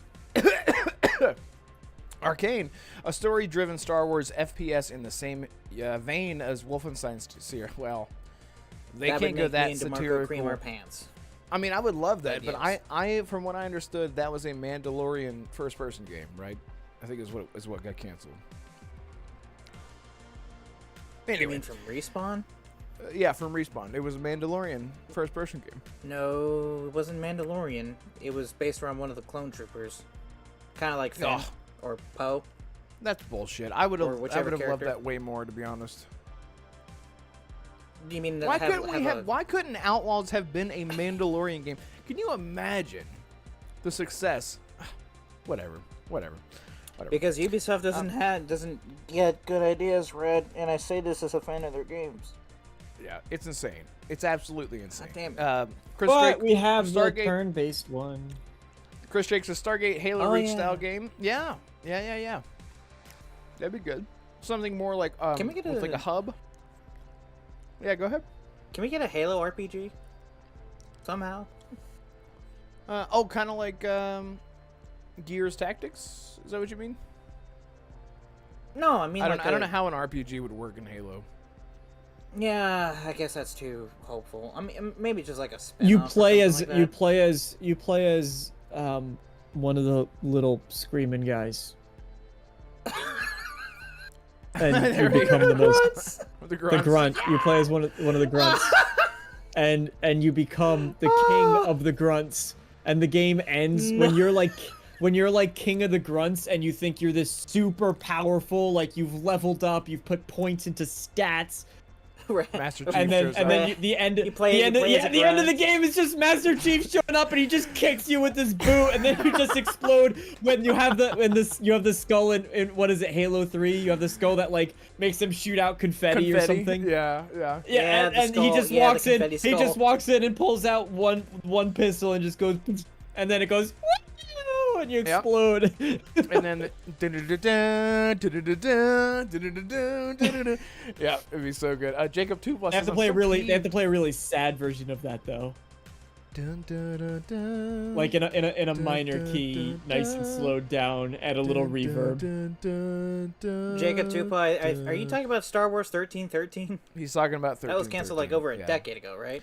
And you guys remember the twist of this game? So this game, it was Star Wars 1313. You played as a bounty hunter that would later then be revealed to be Boba Fett. That was the premise of that game. And I was like, it's not even Tamara Morrison. Or Tamora, did I say that right? Tamara? Tempora? Tamora Morrison. Yeah. Tammy? I was like, that would have been weird, but whatever. Anyway, so let's talk about Ghost Recon. Ghost Recon is an alpha phase. I actually have the article right here. The last Ghost Recon that we got was Breakpoint, which I actually loved. I think the reason a lot of people didn't like Ghost Recon, Breakpoint, is because they went more of like an arcadey Division-like. So you would do like damage numbers, like headshots didn't kill people, and they said, okay, we hear you. They fixed all that. They added realism mode. Now it literally plays like a realistic, gritty tactical shooter, and it's incredible. It's incredible. If anyone has not since gone back to Ghost Recon Breakpoint since it was released, it's incredible now. They've added all the, again, like Ubisoft does so well lately with all of their accessibility options. You can customize that game and make it whatever the hell you want it to be. It's amazing. But so I love it. There's still so much I haven't done in that game, but according to Insider Gaming, let's see, codename Over internally will commence alpha testing in the fall of Q3 with testing that thought to take around 12 months. Ghost Recon may release in fall of 2026. News of a Ghost Recon broke around the time the developer-publisher confirmed it was ceasing all new development on the 2019's Ghost Recon break. 2019? That's insane. 6 years. 6 years ago. That's insane. It has reportedly been in development since then, since 2019, which is good to hear. It was clear the series was undergoing a full reset, which would necessitate a lengthy development cycle. We do not comment on rumor or speculation, is what the Ubisoft representative said. But Breakpoint offers initial fun, blah blah blah blah blah. Basically, there's a new Ghost Recon Breakpoint coming. It's already in alpha stages. Do either of you care about Ghost Recon or any of these tactical shooters? They kind of went more like the Ubisoft open world formula, but they're still good, I think. No? Yeah, wasn't the first one more linear and just mainly first person? No, I mean, I saw a thread on Reddit ones. was like, oh, they're going back to like the basic. I would hope that they would Recon. go a little more linear just to see what they could do with it. It would obviously be co-op focused if they're going to go that route, just so they could, monetize it somehow because it's Ubisoft. Yeah, but Wildlands and Breakpoint, they have like, it's what's the term for NPCs that act out on their own in co-op? What's the term? NPCs? What do you mean? Well, you know how like in Wildlands and Breakpoint, you can do co-op and play as the different characters in the squad. But if you don't, you have like 3 ghost NPCs instead playing with you. Oh, your companions. Yodani just said it. Yeah, your companions. Sorry, yeah, I totally I don't know why. I don't know why I completely forgot that word, but yeah. Yes, your followers. I got you. Yeah. Oh, that's all you had to say? Honestly, it's just with Ghost Recon, it's kind of a hit and miss for me. I like the concept of it, but I didn't really like the execution of Wildlands or Breakpoint. By the way, Red, what is it with you and cursing every game that you play, man? Like, with Dragon Age, the Veilguard, and now Ghost... Is the You know what? Veilguard worth playing, or should I No. just watch the ending? No, just don't. As soon as you say, is the Should I just watch- Veilguard worth? No. Is the No, Veilguard because worth I know any...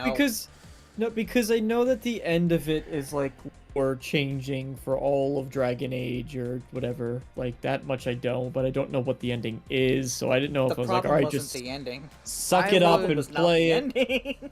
Suck it up and play it genuinely- to get to No, no, those no. big lore changes, or just watch the ending on a If YouTube you, video. I honestly think, man, because I know you're a huge Dragon Age fan like I am.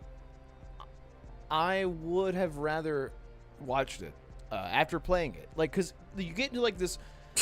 Oh, maybe I am liking this, and then it just slaps you in the face like every chance that it gets with its delivery of. Oh my god, it is so frustrating as a narrative because all the characters are like, I almost like you, and then they say, oh my god, I can't even.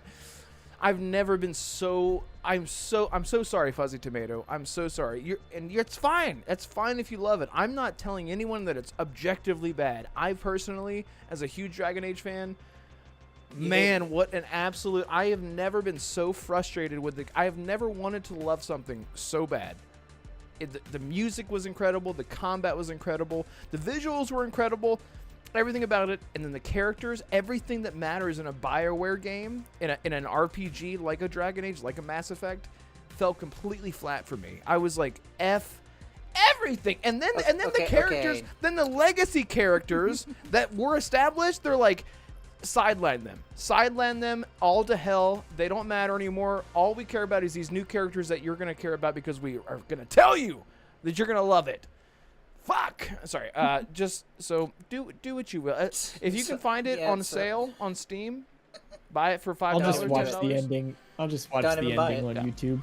Don't even buy it. What a So was a game. DeMarco, I want you to pretend that you're looking at the game, right? And just pretend you're looking at it. Just pretend wait, let me finish. Let me just pretend I'm putting my hand on your shoulder, saying, "Hey, I just want you to know that it's okay to mourn. Why don't we have a seat next to Isaac Clarke and the rest of the Dragon Age crew? We can look up at the Normandy as I'm they putting my leave us hand here to die on the shelf that your EA has shoulder. left us on. Let's just all gather around the Come here. campfire with EA's dead Wait, is it IPs. this side? Yeah, There we go. you can take that log. Yeah, There. yeah. This is Dragon Age. This is Dead Space. This is this is Need for Speed. He'd make it out of here. Yeah. So let's just all look up at the Normandy and hey, maybe is that a glimpse of Shepard up there? Yeah. Well, they're leaving us behind because EA just wants us to die, and we're about to run out of oxygen. So it was nice knowing everybody. This is Anyway. a very long metaphor. I know. I get what you're saying. Yeah, but yeah. It's Ju- it's ju- true just watch though. it. I'll just watch the ending. And I like I said, I didn't know if it was a thing. Like there's some games where it's like, well, you know, it's brutal to get through, but like by the end of it, you're like, okay, that was kind of cool, right? There's some experiences that are like that, Yeah. and you just gotta really suck it up. Honestly, I would say, for example, Metro 2033. I love the Metros, but playing Metro 2033, especially now, right? Like today, not when it came out. That is tough to. Same with KOTOR, Knights of the Republic. It's like, oh man, I got like, but what you play through it and you're like, oh, actually kind of cool. So there's certain games that I think are just worth sucking it up, and I didn't know if maybe Veilguard was. Well, and DeMarco, But anyway, to that point, that Ghost is Recon, why Ghost Recon, and Tom Clancy stuff. Ghost Recon. I will say this. That is why, because the ending was so good, I was like, F this game ×2. You drug me through that shit just to give me a good ending that was not deserved, because you did not work for that. And guess what we found out? The Mass Effect team came in to finish the game to give us that amazing ending. F you, man. Ah, God. No, Anyway, that's a good thing because maybe that should give you confidence in the next It Mass does. Effect. it does. It So does. I mean, it's like Really? It does, Red? because It the does. Mass Effect It does. team It's is very good ending is for the Valkyrie. Mass Effect team is who's responsible for like pulling the ending together and like even the bigger choices in the game. I think came from them because the Dragon Age team. But the Dragon Age, we're not getting into this now. But the Dragon Age team had a big uphill battle too. I think it was they had a. I sympathize with They the were Dragon stuck Age between team. a rock and a hard place, yeah. Yeah, I sympathize with them more than some people might. But I get it. I understand why Red and Ghost you Recon! are- Ghost Recon. Hurricane says tempura Okay, Ghost shrimp and so dumb. Campfire song. CMPI. Anyway, yeah. Again, thank you guys for being Yeah, here. Arcane We're gonna Blade's jump coming. into. Huh? I was just telling Arcane that Blade may join us at the campfire as Microsoft also leaves us behind. Good. Good. I hope not. But, yeah. Yeah, so anyway, Ghost Recon, I am excited for whatever comes next, but as far as what they're going to do, it would be really surprising if they went back to a more linear type game. Like, Future Soldier was an incredible co-op game. It had all this like slow motion tactical stuff in it that was really, really well executed, especially back in the 360 days.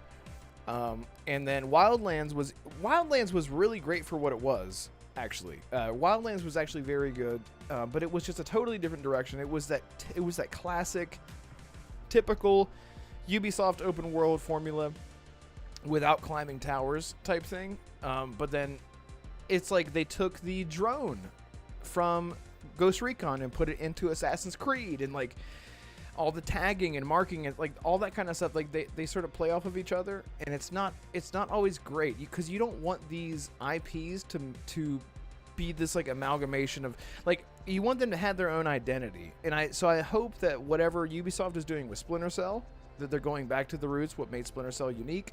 Whatever they're doing with Ghost Recon, I hope they do the same thing. Make it unique, make it its own thing, make it a tactical military third person or first person shooter, whatever it ends up being.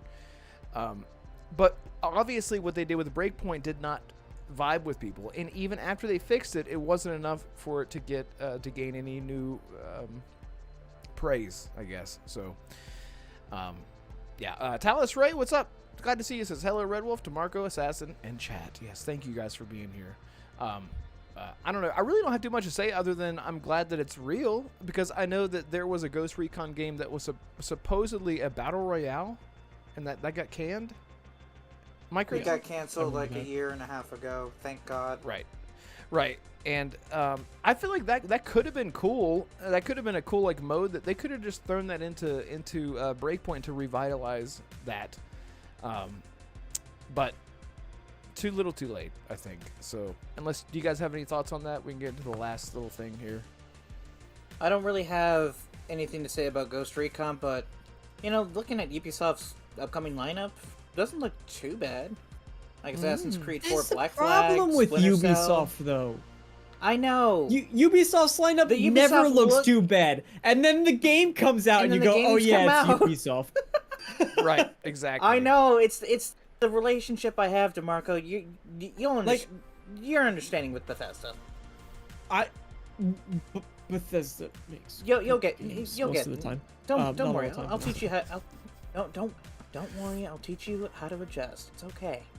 I have really wanted to, for example, try Frontiers of Pandora, and then it's never hit a sale that I was like, all right, now it seems like it's worth it, because I know for a fact that it is the type of game I will buy. I will play it for 7 to 10 hours, and I'll go, okay, I'm bored, and that will be it. Yeah. And I'll pick it up in another 3 or 4 years. It'll be like, let me finally give this game a proper try, and I'll play it for 6 to 8 hours, and I'll go, no, and then I'll move on to something else. Right. And that's just how I feel about most Ubisoft games. But I don't know. Just whatever they release is disappointing. It's sad though, because you say that about Ubisoft games, and then they come out with something unique, like Immortals: Phoenix Rising or the recent Prince of Persia game, and it's actually good and it's unique, it's different, from what Ubisoft does, and Did everyone's pretty like, well. cool, it's Ubisoft, don't care. Like, what the fuck? Well, They gave you like Phoenix 2 Rising. great games, and they're like, shut up, Red. Phoenix, Yodani says Splinter Phoenix Recon's Creed of Valhalla, which is pretty much, what It's it was. sad that I can see that as an actual title from Ubisoft. That's the problem. From Ubisoft, Splinter Phoenix Recon's Creed of Valhalla, coming summer of 2069. Look, Ubisoft, I just want to see that damn Splinter Cell remake, please, for God's sakes. Like, we got Sam freaking Fisher coming back, and James Bond is coming. Like, we got can Sam you please just Fish and show us Fricker. Sam? Show us Sam. It's not going to be voiced by Michael Ironside, but give us something. It's not. If anyone has seen Not- Late Night with the Devil, he does a monologue in the beginning. He narrates the beginning of that movie, and I'm telling you right now, shout out to him. Shout out to he's an older gentleman now. He's had a lot of health problems, and I can safely say I would not want him to voice Sam Fisher now, because you hear his age, it's kind of sad to hear. He's old. He's like 78 years old or something. But if anyone's seen that movie, the beginning narration of that movie, that's Michael Ironside. That's Sam Fisher, and he's like, in the late night of the... And I was like, oh God, that's fucking Michael Ironside, isn't it? Oh my God, I looked it up and it was. Anyway, so Assassin, take us into our last depressing topic. I didn't realize Resident Evil was that depressing. It's really depressing. I don't think we have enough time to talk about that. Let's just go into what is Really? going to happen tomorrow. Yeah. Tomorrow, look, I'm. I know a lot of people in the chat, and I know Red likes to tease me that I'm too hard on Microsoft. You're just too which hard, period. I will. I can't tell if that was a pun or not. I don't know what you mean, but go on. Yes. Anyway, so look, I just want to say to the developers tomorrow, like, we already know from Jason Schreier that the layoffs are going to start tomorrow, and I don't know if this part is true, but apparently it's worse than what happened last year, back in May. Arcane knows exactly what I'm talking about. There's really nothing I could say that could, convey how I feel about this. It's just, I really hate that whenever creativity is rewarded in some way, it gets rewarded like this. Because, DeMarco, maybe you could speak on it a little bit more, because to be honest, just talking about this is just getting me so freaking depressed. Okay, so I do don't you want to see. I don't want to see context? games canceled. To be I don't want clear, to see games canceled or studios closed or layoffs. and to be The- clear, the fear- Jason the fear Schreier in the- came out and said that the layoffs, just so everyone in chat understands, Jason Schreier came out and says that the layoffs that are happening are going to be happening tomorrow, and they are worse than what happened with Tango Gameworks and Arcane Austin with the shutdowns. And so, and now Mag from Cody Swood's XNC podcast, he had some people on the inside saying this is going to affect. This is why I'm saying this before you say what you have to say, DeMarco.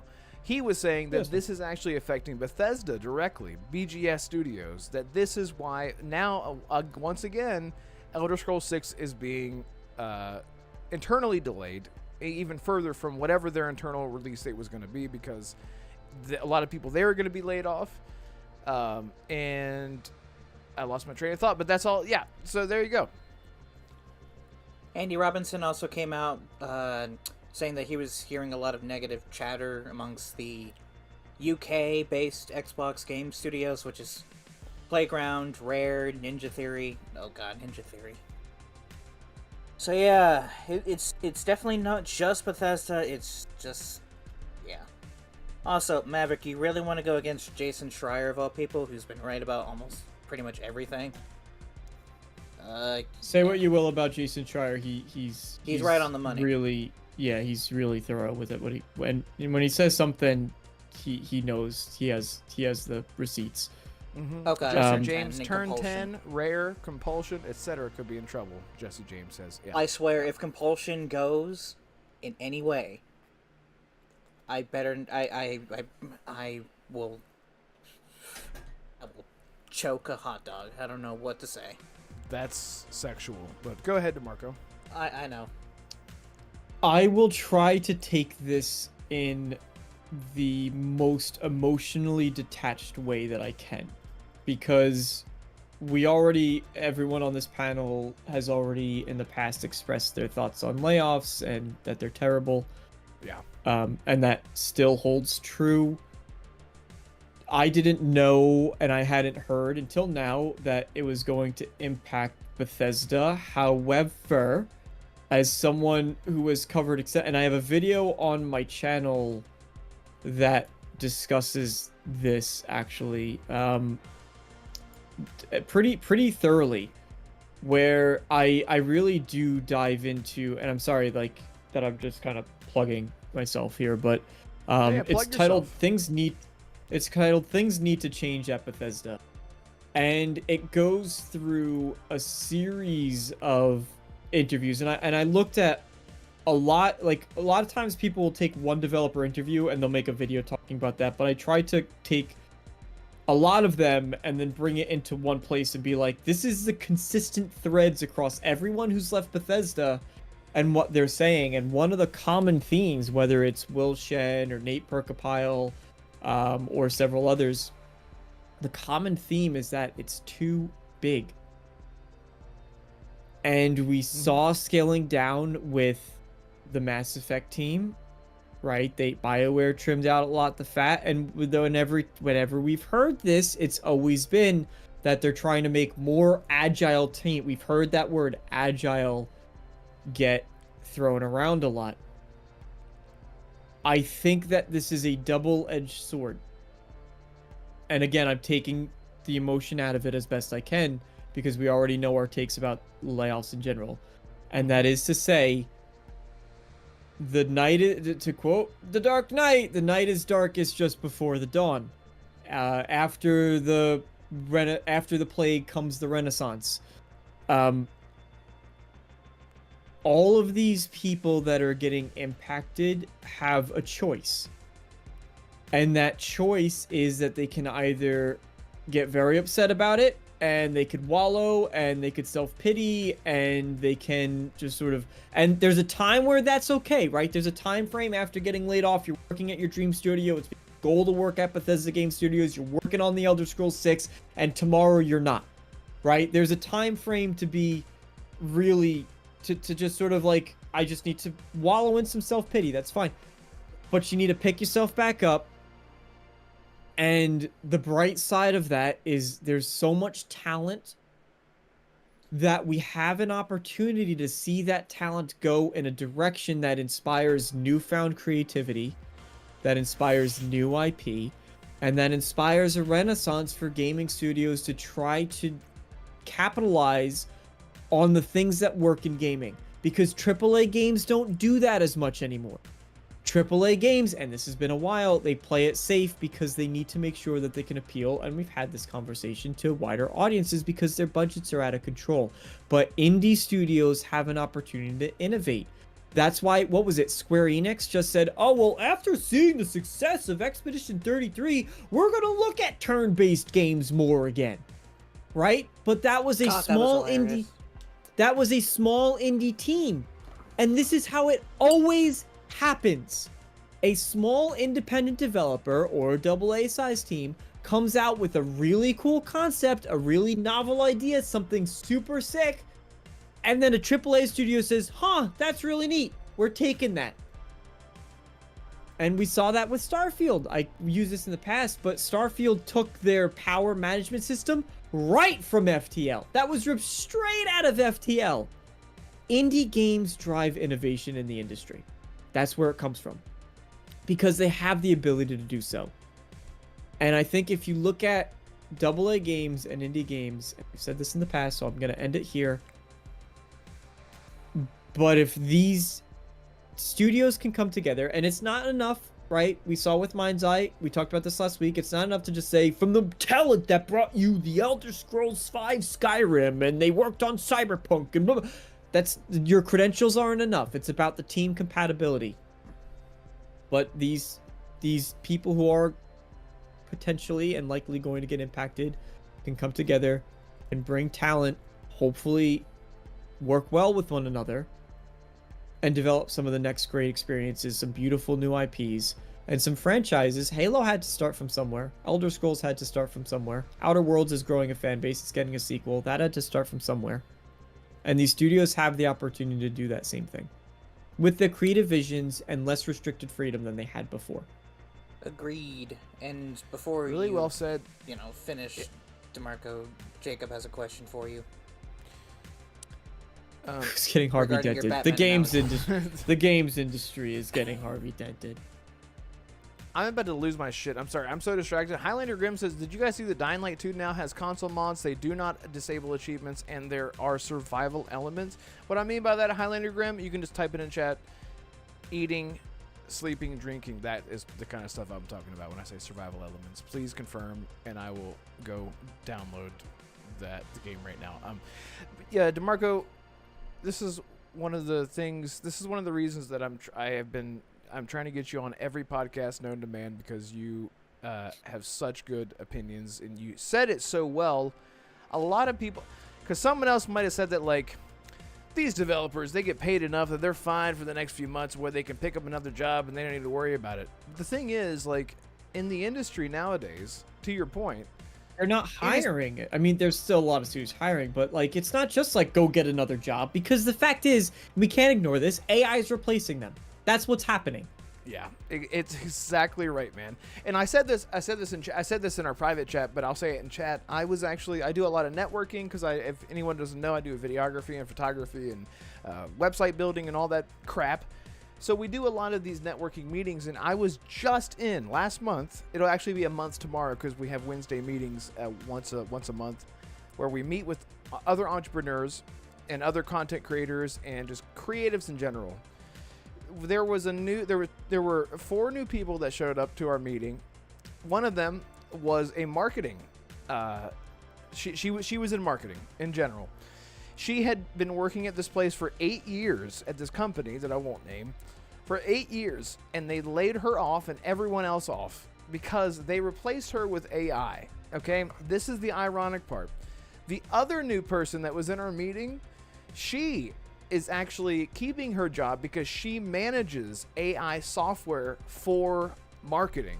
So so you're looking at these two different worlds clashing. And so you have these people that have to manage AI now, and then you have people that are being completely and utterly replaced by AI.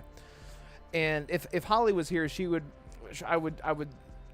I can kind of speak for what her point was there will always, and I'm not saying that I subscribe to this idea completely, but there will always be another job to be taken when it comes to, like, moving forward with technology. Whether, I think her example was like, look what happened whenever horses went out of style and cars started becoming a thing. No one wanted horses anymore. All people wanted was cars. Well, now we have mechanics for cars, and more jobs were opening up and whatnot. But the thing is, whenever your job is 100% focused on technology, it's much more difficult to apply that logic, to your point, DeMarco. Everyone is getting replaced with AI because AI is so applicable when it comes to technology and entertainment in general. So it's unfortunate, but that's the truth. And what do these companies care about? Money. That's all they care about. And I was listening to Xbox Era, so shout out to them and all their spoiler goodness. And they were talking about, Jesse actually had a great point where Microsoft and all these big companies, they fire a bunch of people all at once, lay off everyone to show that their projections look better for the next year, and then they hire a bunch of people, which is actually very true. Like they hire a bunch of people, like, and look, we can afford to hire people. Look how good, look how profitable we are. Look how we can take care of our employees. But they never hire the same amount. Yeah, that's what I'm saying. Either they hire way more. Well, that's what I'm saying. Either they hire way more. None of it makes sense to us. But also, it's a way to get cheaper labor too, right? Because someone who's been there for 8 years, if they have you got to think about it from even just, if there's a vesting period with their pensions or with 401ks and stuff, right? Now the company's paying into that, so These employees get more, and that's just on top of raises, right? Employees get more expensive the longer they stay there. There's no loyalty from a company to an employee, unless it's a small company. There's very little. Like something like Microsoft is not looking at John Smith in marketing going, man, we really should keep John on, like he does a good job. They're going, damn, we've had John for 8 years, and his salary is what now? What? Well, let's just go get Jane, because Jane's fresh out of college, and she can work for half the cost. And she could do the same job. So that's a huge part of it too, right? So they might hire a ton of people back, but the level of skill there, and then they'll do the same thing. Again, it's all cyclical, right? They'll do the same thing in another 5 to 8 years. They're gonna scale up, and then they're gonna be like, I scaled up a lot. Cut it. How much is Jane making now? Get rid of Jane. We're gonna get Billy. Tony's gonna join now. Yeah, Billy's gonna join. So that's a huge part of it too. But the issue with AI, and I don't want to dive into this. I'll go on a tangent forever, but the issue with AI is that it's taking away more jobs than it's replacing, right? So like you think of like, oh well, horses took the automobile, right? That's a common example that people give. It wasn't 1-to-1, but it was a lot more comparable for the new jobs that get created. Like you need manufacturing into the jobs that were lost as a result of that, right? AI is not the same. AI is saying, well, you don't need to have 7 people because only one person can do that, and it's not scaling the same way as it has in the past because of the nature of AI. So that's a demon in and of itself. But there's a reason why. The last thing I'll say is there's a reason why we're seeing a lot more. I think a really great comparison or a really great analogous sign in the industry is that we're seeing exponentially more pieces of gaming in film and media, right? Now, the TV industry and the film industry is running out of ideas. They're milking remakes like there's no tomorrow with the live action. Run out of live action stuff to do at some point. And we're seeing them grow into more games, right? Where Halo TV show, Fallout TV show, Last of Us TV show. They're doing a Elden Ring movie, I think, right? So Elden Ring movie, Gears of War show, Gears of War. So they're growing tons of shows. Mass Effect. There's a reason why, because these companies need to find out more ways that they can maximize revenue from these IPs. So they're selling them out and they're licensing them out to these studios to make media, film, and TV adaptations to them. And it's all for the sake of growing profit. Now, Microsoft, I don't know if you checked out Microsoft stock lately. Microsoft's doing fine. They don't need to lay off people. But they do for the sake of keeping that number growing and growing. But again, any of these people affected, go back to what I was saying earlier. Right? They can make a new studio, and it's going to be cyclical. They make a new studio. They might have a breakout hit. They might go underwater, but you see something like Sandfall, they make a great game. They make a second great game. They make a third great game, and then someone like Ubisoft goes, man, or Square Enix goes, man, Sandfall's making some really good games. You think we could just, we could buy them? Think we could do? And it'll repeat, right? So a lot of these people get laid off. They'll make new studios. Some of them will rise. Some of them will sink. And then they'll get bought out, and then the cycle continues.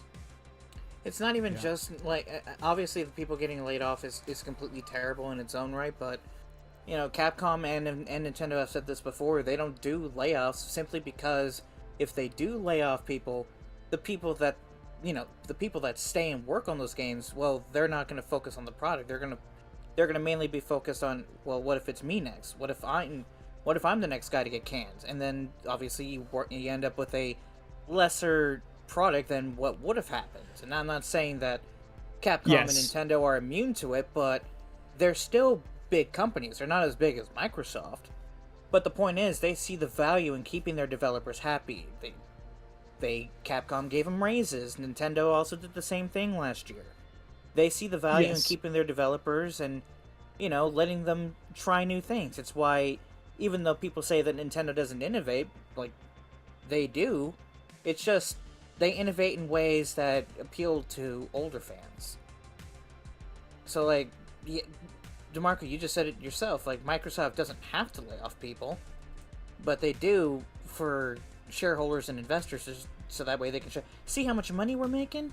It's like, yes, but like, if 50 people get laid off from Playground, it's like, what about the other 100 people working on Fable and Forza Horizon 6?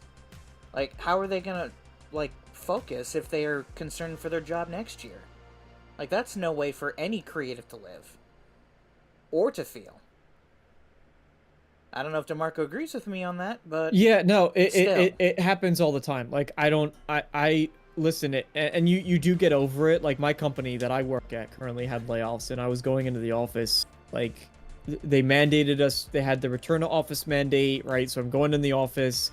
I hate going into this office because it's like a dungeon.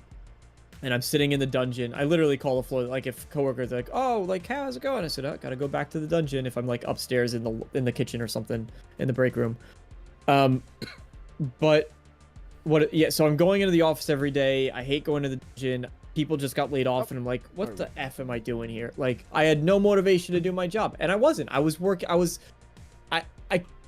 the most unproductive that I can remember being in a very long time. Like up with Bungie last year. Remember what happened when they had layoffs? The people that were still there were like, the morale here is basically dead. Right, because why would you... Your drive is gone, right? Like, you're like, why would I continue if all of a sudden someone's just going to pull the rug out from under me, all this hard work that I'm doing? F that. Like, I can't even imagine, man. Yeah, and all your friends are people worried. That you work with, too, for years. Yeah, man. And all of a sudden they're gone. And years.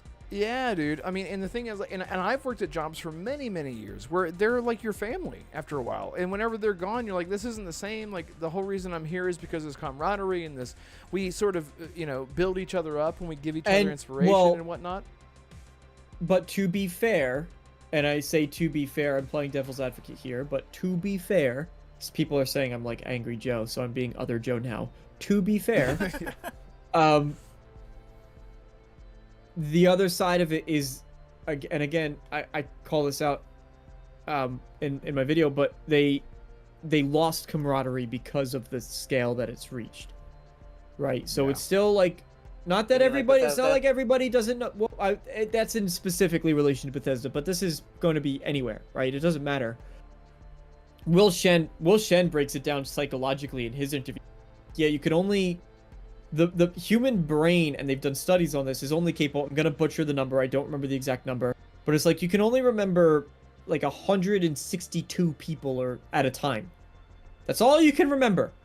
And if you remember 163, they've done studies. And if you remember 163, one of them's getting kicked out to that new That's all the human brain is capable of remembering. So now you have studios that are 400, 500 people big. It's not even possible to know all of those folks. Now, that's not to say, again, your social circle is getting disrupted when you have layoffs like that, and that's where the impact to morale comes. On top of, you don't have to know the person who worked 8 cubicles over from you to know that, well, now that's an empty desk there and someone used to work there, and that's terrifying that I'm working here and that could be me next. Thanks, Jacob. But my point being is that part of the problem is that because these studios have grown so big, there's a lack of camaraderie overall, holistically speaking, right, throughout the company. And shrinking it down actually helps to bring it back to that manageable size where now you're working a lot closer with a smaller group to, again, that, like, Skyrim was 100 people, right? Baldur's Gate 3 was a bit larger. I think there was like 400, so that was a larger size. But like Divinity 2, I think, was 50 or 200 people, the Outer maybe. Worlds 2, I think, has like 80 devs on it, and Grounded 2 actually has 80 has like 15 or 20. Exactly. So Marco needs to yell. Are you?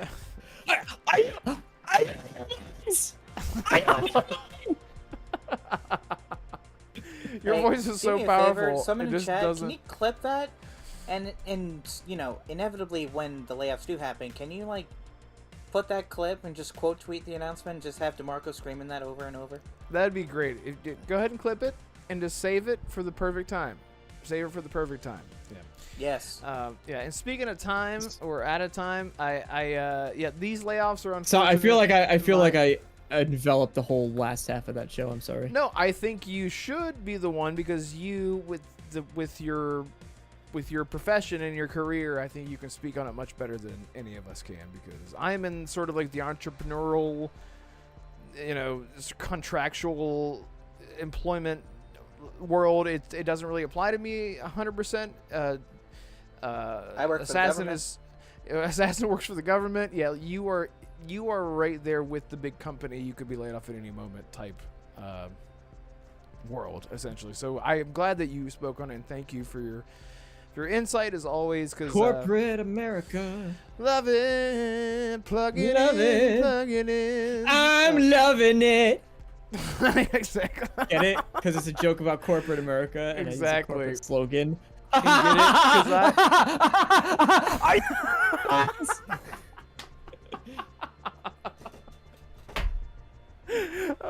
that was great. Oh, it was great. I love it. MBG had a snakes in a fight. They hiss and make up. I love it. Thank you so much. MBG, I hope you're excited for Metal Gear Solid Delta. So excited for that. It's coming out next month. I am excited. Next month we get Mafia, Metal Gear, Gears of War It's again. wild. I get Lost Soul Aside. It's gonna be a crazy wild. month next month. That's a compliment. Game adaptation newscast. DeMarco is turning into Gaz. Let it go. Let it go. Let it go. Let it go. DeMarco becomes Degaz. Yeah. Or would Degazco. it be? No, would it be Degaz or Gazmarco? Gazmar. I kind of like Gazmarco. Yeah, that rolls off the tip of the old butthole, much more smooth. Yeah. So thank you guys so much. And again, if you're new here and you're here at the end of the show, please don't forget to hit the like button, subscribe. We're live every single Tuesday, 6 p.m. Eastern Standard Time, and I'm trying really hard to get on guests every week to try to spice up life. But we had over 50 people here at one point. Still not breaking the record of whenever DeMarco and only Assassin hosts, but hey, we can try. We can try. Wait, DeMarco, how many did we get that one time? Was it like 63 or something? You guys were like almost 70 people. I wasn't paying attention. Attention. It was like 65, 68. It was like the peak. It was the one time that incredible. you're not on your own show, we get more viewers.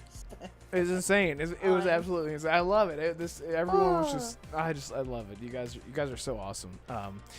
Yeah. So please consider subscribing, liking, and all that. And Assassin, where can people find you? You can find me on Twitter at Assassins52.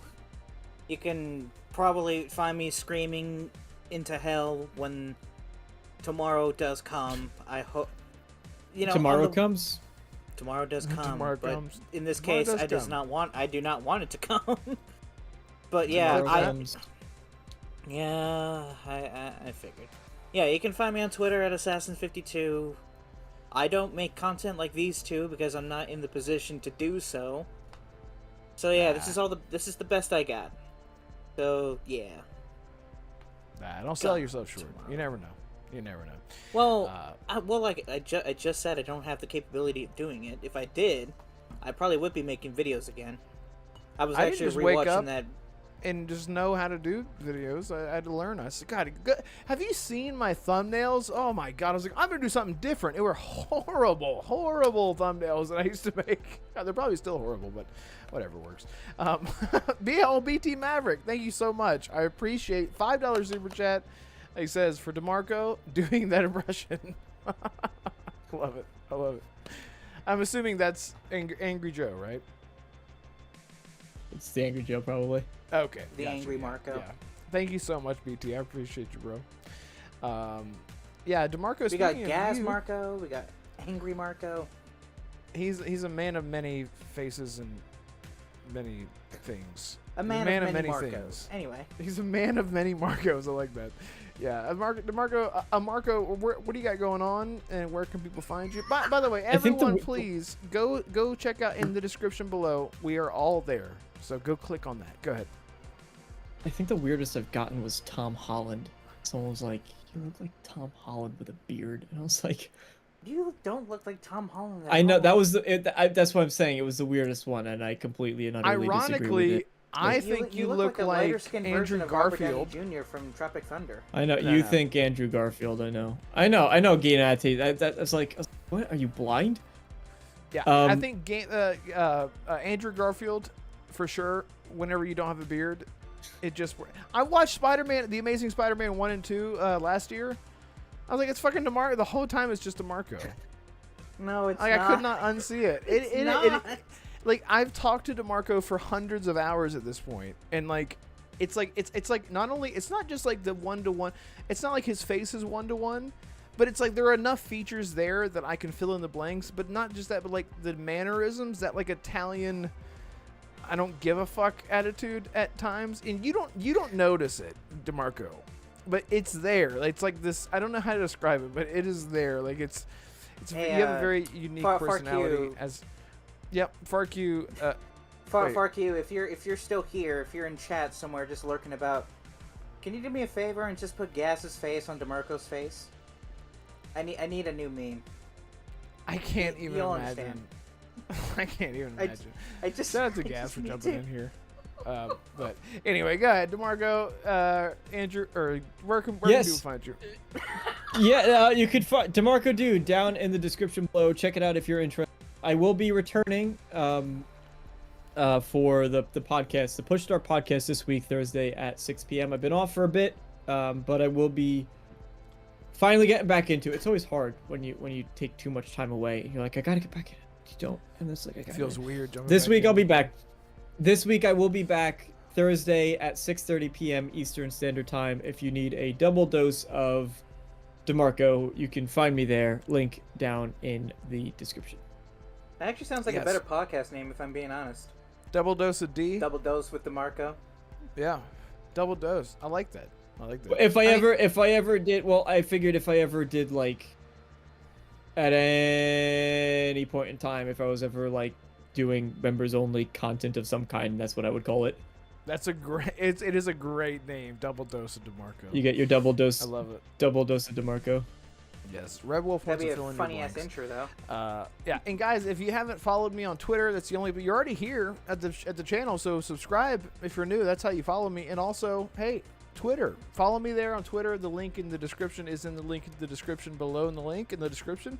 Please follow me there. That'd be great. You don't need to, because it's like I don't really do much other than post what I'm doing on YouTube, on Twitter. So, but hey, why not? If you want to follow me in more places, then please do that. Talus Ray, great show. Red Wolf, DeMarco Assassin in chat. Thank you so much. Thank you everyone so much for hanging out. And On shout out to the. One day I'll get it. It's a lot. It's a lot. But yes. I'm just thank you gonna guys keep so reminding much. you until you do. Please do. But yeah, thank you guys so much for hanging out with us. I look forward to new content from me because I'm back on the grind. I had a little bit of inspiration after my last video. I'm like, oh, things aren't as dire as I thought they were. So I'll be pumping out more random crap. Consider just jumping in if you're interested in all things Starfield, RPGs, Stalker, whatever. But I appreciate you guys so much, and we'll see you guys next week. Goodbye, everyone.